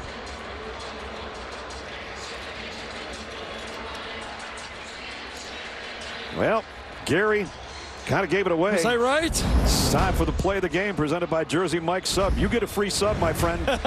Here it was, an opportunity twice maybe for Trayvon Walker to get to Joe Burrow. He somehow gets away. Not only that, keeps his eyes upfield and throws downfield to Justin Jefferson. And Jefferson almost took it the rest of the way. And here's how Chris Blair called it on the Tiger Radio Network. Calls for it again, now gets it. Late pressure comes, Burrow spins away, now runs back to his right, looking downfield and throwing on the run, has a man open, Justin Jefferson at about the 43-yard line, far side, cuts back across the middle of the field, foot race inside the 20, 15, and 10, brought down around the 9-yard line. And there it was, another magical moment. And as Gary said, can you have two Heisman moments in one season? We've witnessed both of them. Let's go down to Jamie. Coach, Brad Nessler just said it best, 14-0 Ogeron. How does this season feel to you from a big picture? Just so proud of our football team, our coaching staff. Again, so happy for the state of Louisiana and LSU. But we said tonight, this is not our final destination. Wherever they tell us to play, whoever they tell us to play next, we're going to be ready. Well, along the way, there may be a New Orleans trip, Coach, so we'll see you when we have the trophy presentation. Joe, you just had a little exchange with Coach about who would want the game ball. Why did you want to give it to your head coach after a game like this? No, he deserves it. He's done so much for this state and so much for this university. I love that guy. If you don't want to fight for him, something's wrong with you. You just went through your SEC season. You got a couple weeks off before you play again, but before that you have a Heisman Trophy presentation. Do you feel like you put a campaign together to bring that trophy home? You know, that's for other people to decide. You know, we put the film out. We're 13-0. That's all that matters to me. We still have to give you a trophy. We'll see you on stage. Thank you. Now here's what Jamie's talking about. The game ball goes to the coach. Goes to Burrow and then right back to the coach with his wife Kelly behind him saying, we got a spot for that somewhere in the house. It was his vision, and he believed it when a lot of people didn't believe in him, and he got his team to believe. Well, Joe's already won one award, the Johnny Unitas Golden Arm, as you saw on that banner over there on the sideline. There's more trophies to come for Joe Burrow, trust me. 37-10, SEC champions for 2019. The Tigers of LSU from Baton Rouge. For Gary Danielson and Jamie Erdahl, I'm Brad Nessler saying so long. Final score 37-10. College football postgame show presented by Rocket Mortgage. Coming up next after these messages.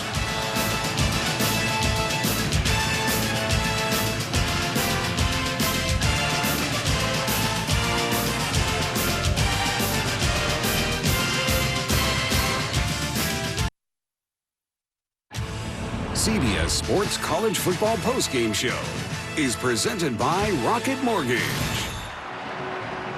Would it be a contest or a coronation? It was the latter. LSU 37, Georgia 10. The Tigers are SEC champions for the first time since 2011, and now a celebration.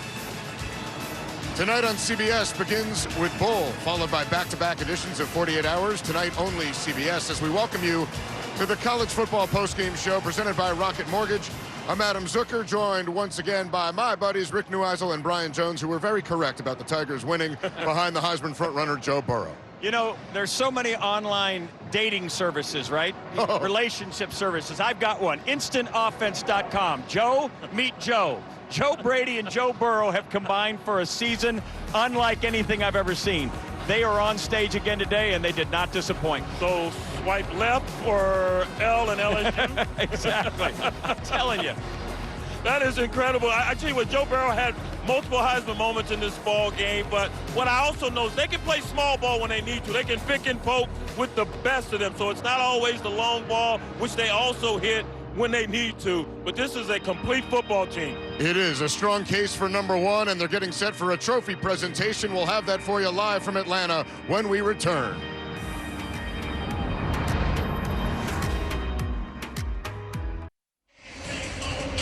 Welcome back to the College Football Postgame Show presented by Rocket Mortgage. Hugs and tears of joy among those in purple and yellow as we send it down to Jamie Erdahl for the trophy presentation. Save the last one, we're going to be on. Good evening, Atlanta. We are here to congratulate and award the 2019 SEC Championship to Louisiana State Universities.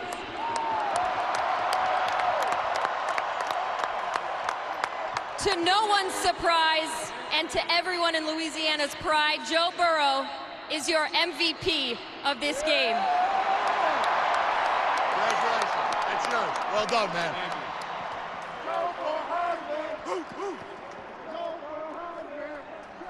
Joe, I know you just put together a season that everybody dreams of. But now that you've lived it, do you feel like you fulfilled a dream that you had all along? Absolutely. Playing for this great university and this great state is a dream come true for me. I have great people around me, great fan base. I couldn't be in a better place. You had a couple impressive runs, passes. You even caught one of your own passes and were able to run for one. How can you put into words the season that you just had in your second year at LSU? You know, this is what we worked for. This doesn't come to a surprise to anybody on this stage right here. You know, we've worked for this for our whole lives. 13-0, you don't get any better, but we're not done yet. I saw you take a moment and take this scene in. What message do you have for all these people out here that were with you along the way? Thank you so much for allowing me to become a Louisiana native. I couldn't. You know, I love everybody in the state. The state's been great to me, and these great people have welcomed me like a brother. Well, congratulations once again. Next up, Heisman Trophy ceremony for you. Coach O, you've been through a lot in your career. Are you able to summarize the feelings you have right now about this team and this season? Just so proud of these guys, and this is not our final destination. We have 2 more games to play, so we're going to get to work tomorrow and get ready to go on our next opponent. But we are so proud to win the SEC in the best conference in the United States. I'm so proud of our coaching staff and our players and the greatest fans in the world.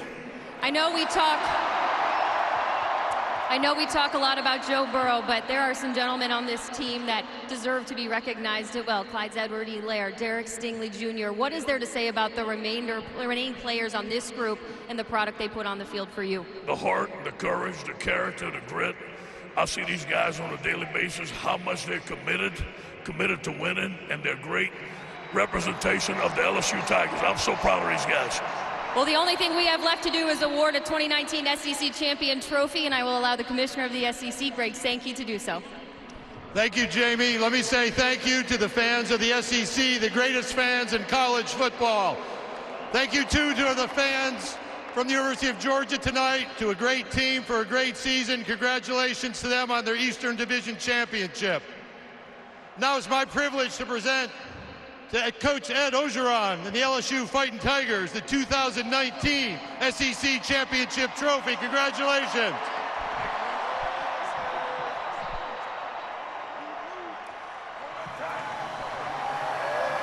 That's it for us here in Atlanta. Your 2019 SEC champions have hoisted their trophy. This stage is rocking. Have a good evening, everybody. And the celebration continues for these LSU fans. None of them left, and they might be right back here on December 28th, whether they're number 1 or number 2, right? But they made a strong case for number 1, and we'll see what Joe Burrow's old teammates do tonight in the Big Ten Championship as Ohio State faces Wisconsin. Mr. and Mrs. Burrow sharing a smooch. What a dream they've lived. How about that? We made a pretty good baby. We're talking now about who's going to be number 1.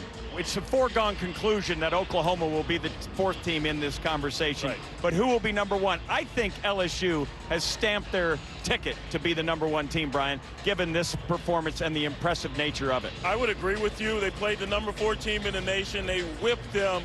It was never in question. And so this was as impressive as it gets in a conference championship game. We'll see what happens later. But I thought LSU should have stayed at number 1 when they were demoted a couple weeks ago. Yeah, they went back and forth. Now, for Georgia, Where do the Dogs go from here to be the team that can win this? Well, we've been talking about him all year. This offense has been kind of stale, so Kirby Smart may have to make like his former mentor in balls, Nick Saban, and sexy this thing up somewhat. They had Justin Fields, of course, so maybe they were looking towards the future. They need to go back and revisit that. One school of thought is it was attrition. They just caught up to him at season's end. The other school of thought is he's got to catch up. We saw an unbelievable rise of an offense there in the Bayou.